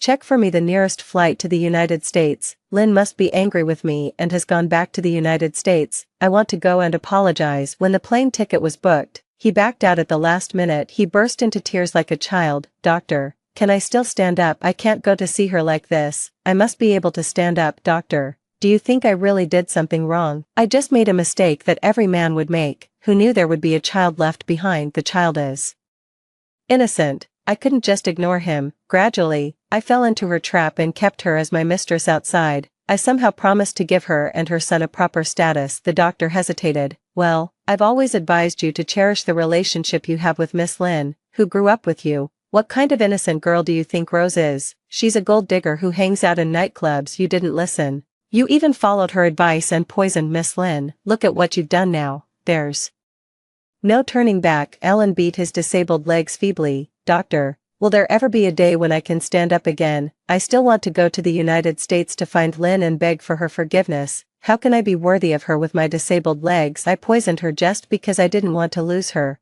Only when she was completely blind could I hide the wrong things I did. But why on earth did she find out? She couldn't see." After all, the doctor didn't say anything, but the nurse sister who once helped me scolded him severely behind his back. "This scumbag pretends to be affectionate only after losing her. What a piece of trash. You were never worthy of her in the first place." Later, after Allen was discharged from the hospital, he was in low spirits, seeing that their son had no hope of revitalizing the family business. Allen's father and mother made the decision on their own to move Rose and her son into the main family mansion. Allen threw a huge tantrum while sitting in his wheelchair and smashed things all over the house. Get out of here. I told you not to step into the main family's house. If it weren't for you, I should be on a honeymoon trip with Lynn now, and my legs wouldn't be disabled. It's all your fault." Allen's father protected Dan. "What are you fooling around for? The doctor said you're paralyzed from the waist down and have lost your fertility. Dan is my only precious grandson.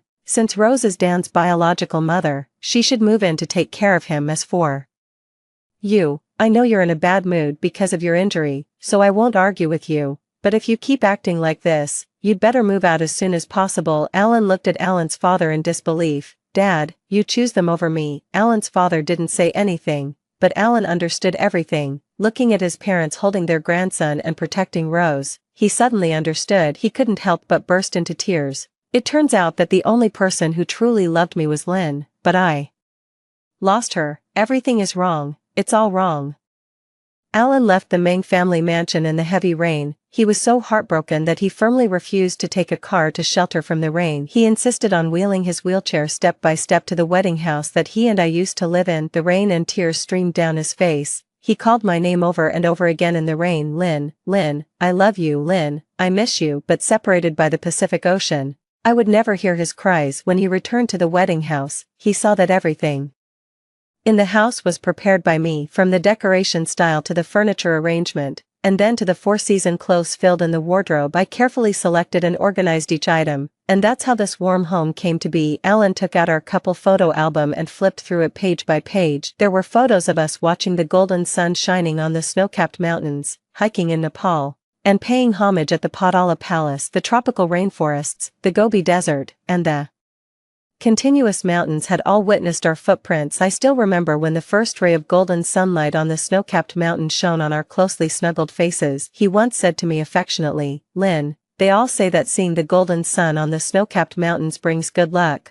I want to tell you that my good luck is you." I don't ask for anything else, but now he had lost his good luck with his own hands. He held the photo album and cried bitterly, drinking cup after cup of wine. Finally, he fainted on the ground due to a high fever. It was the live-in aunt who promptly called an ambulance and sent him to the hospital. Alan had just recovered from his serious injury, but then he got caught in the rain and drank heavily. His condition became even more serious. The wound on his leg, which had just healed, became inflamed, and he needed to be hospitalized for treatment again. The high fever caused severe inflammation of his lungs, and he was once admitted to the ICU.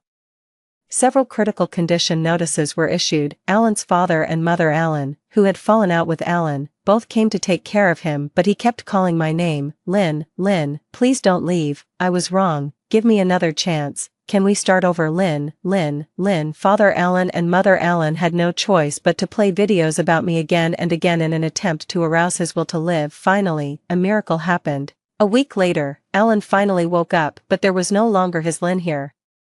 He could only stare obsessively at my face in the video, as if remembering something. He planned to check my Instagram, Weibo, WeChat, and other social media updates, but found that they had all been cleared. I left no trace and deleted everything related to him. He could only look at our chat records on his phone over and over again. This dress is so beautiful. It's made of all satin and looks very elegant. It's perfect for a lawn wedding. This one is also very nice. It's a gorgeous puff skirt.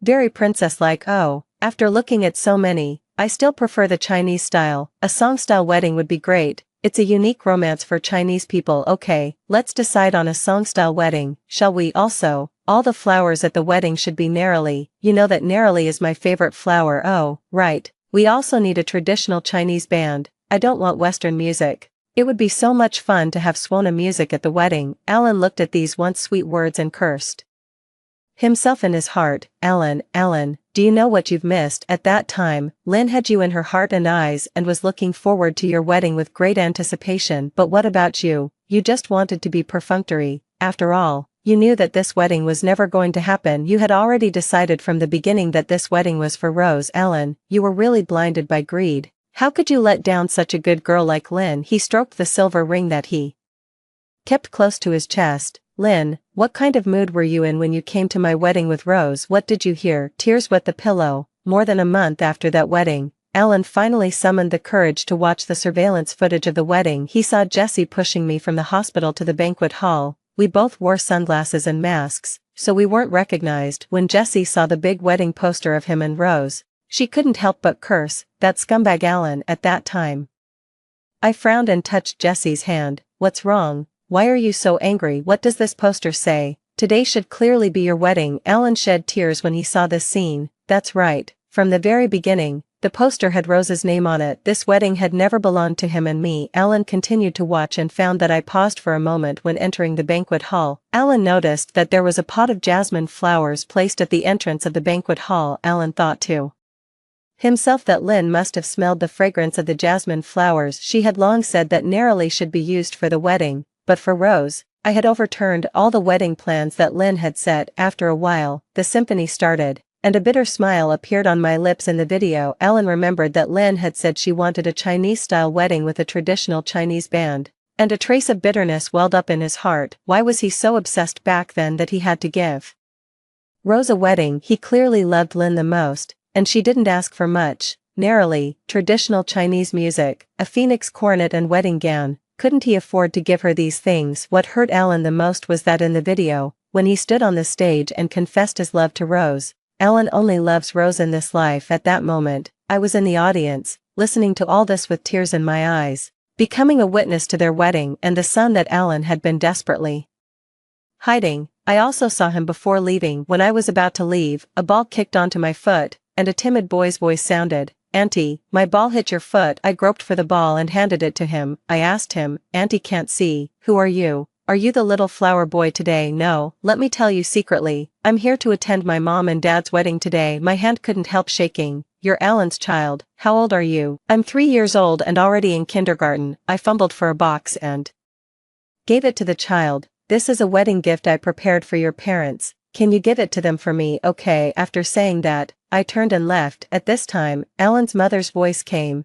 the woman who had promised to treat me like her own daughter. She was anxiously shouting, "My dear, where have you been? it's your turn to go on stage." Looking at all this, Alan was in so much pain that he could hardly breathe. Everything was wrong. How could this happen? The last thing he wanted was for me to know about his wedding with Rose.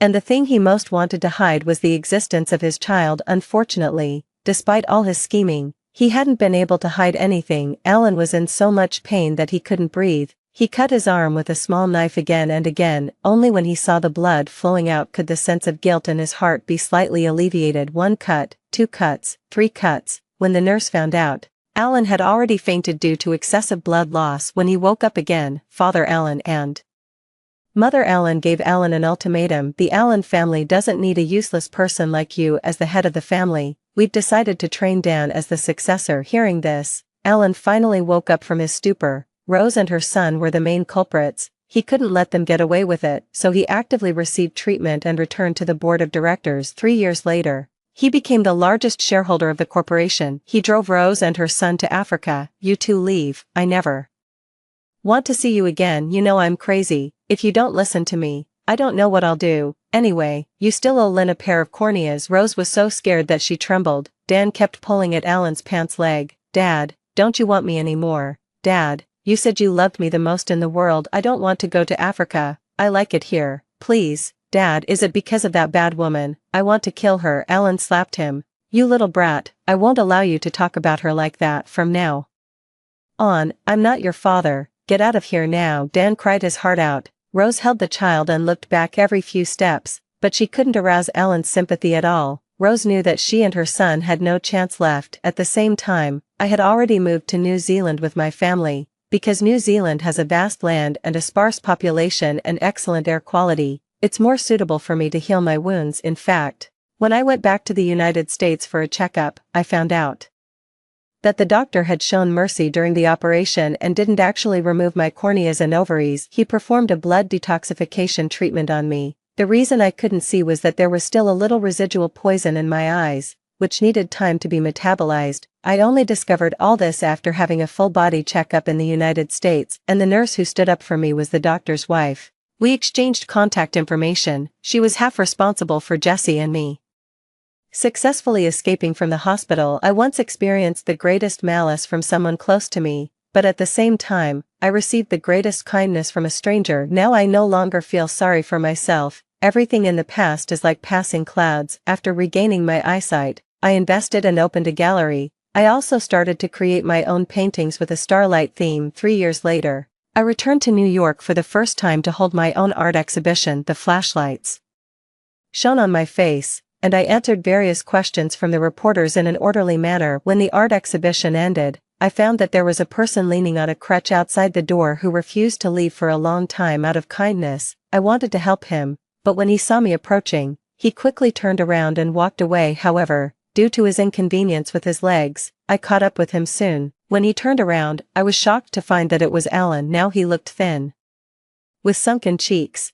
and had completely lost his former high spirits. There were tears in his eyes as he looked at me. "Lynn, how are you?" I turned around and walked back without looking back. Just then, my best friend Jessie came over. When she saw Alan, she punched him heavily, making his face black and blue. "Alan, how dare you come here? Do you really think Lynn is easy to bully? Do you know how heartbroken I was when I got off the plane and rushed to the hospital and saw Lynn groping around in the hospital bed and staggering to find the bathroom? Is this how you took care of her?" She punched Alan in the face again. "Lynn was doing fine in New York. It was you who flew here from City Z and insisted that Lynn go back and be with you. It was you who knelt in front of Lynn's parents and promised to treat her well for the rest of your life. You said you would die a horrible death if you couldn't keep your promise. Why don't you go and die now?" Tears streamed down Alan's face. "It's all my fault.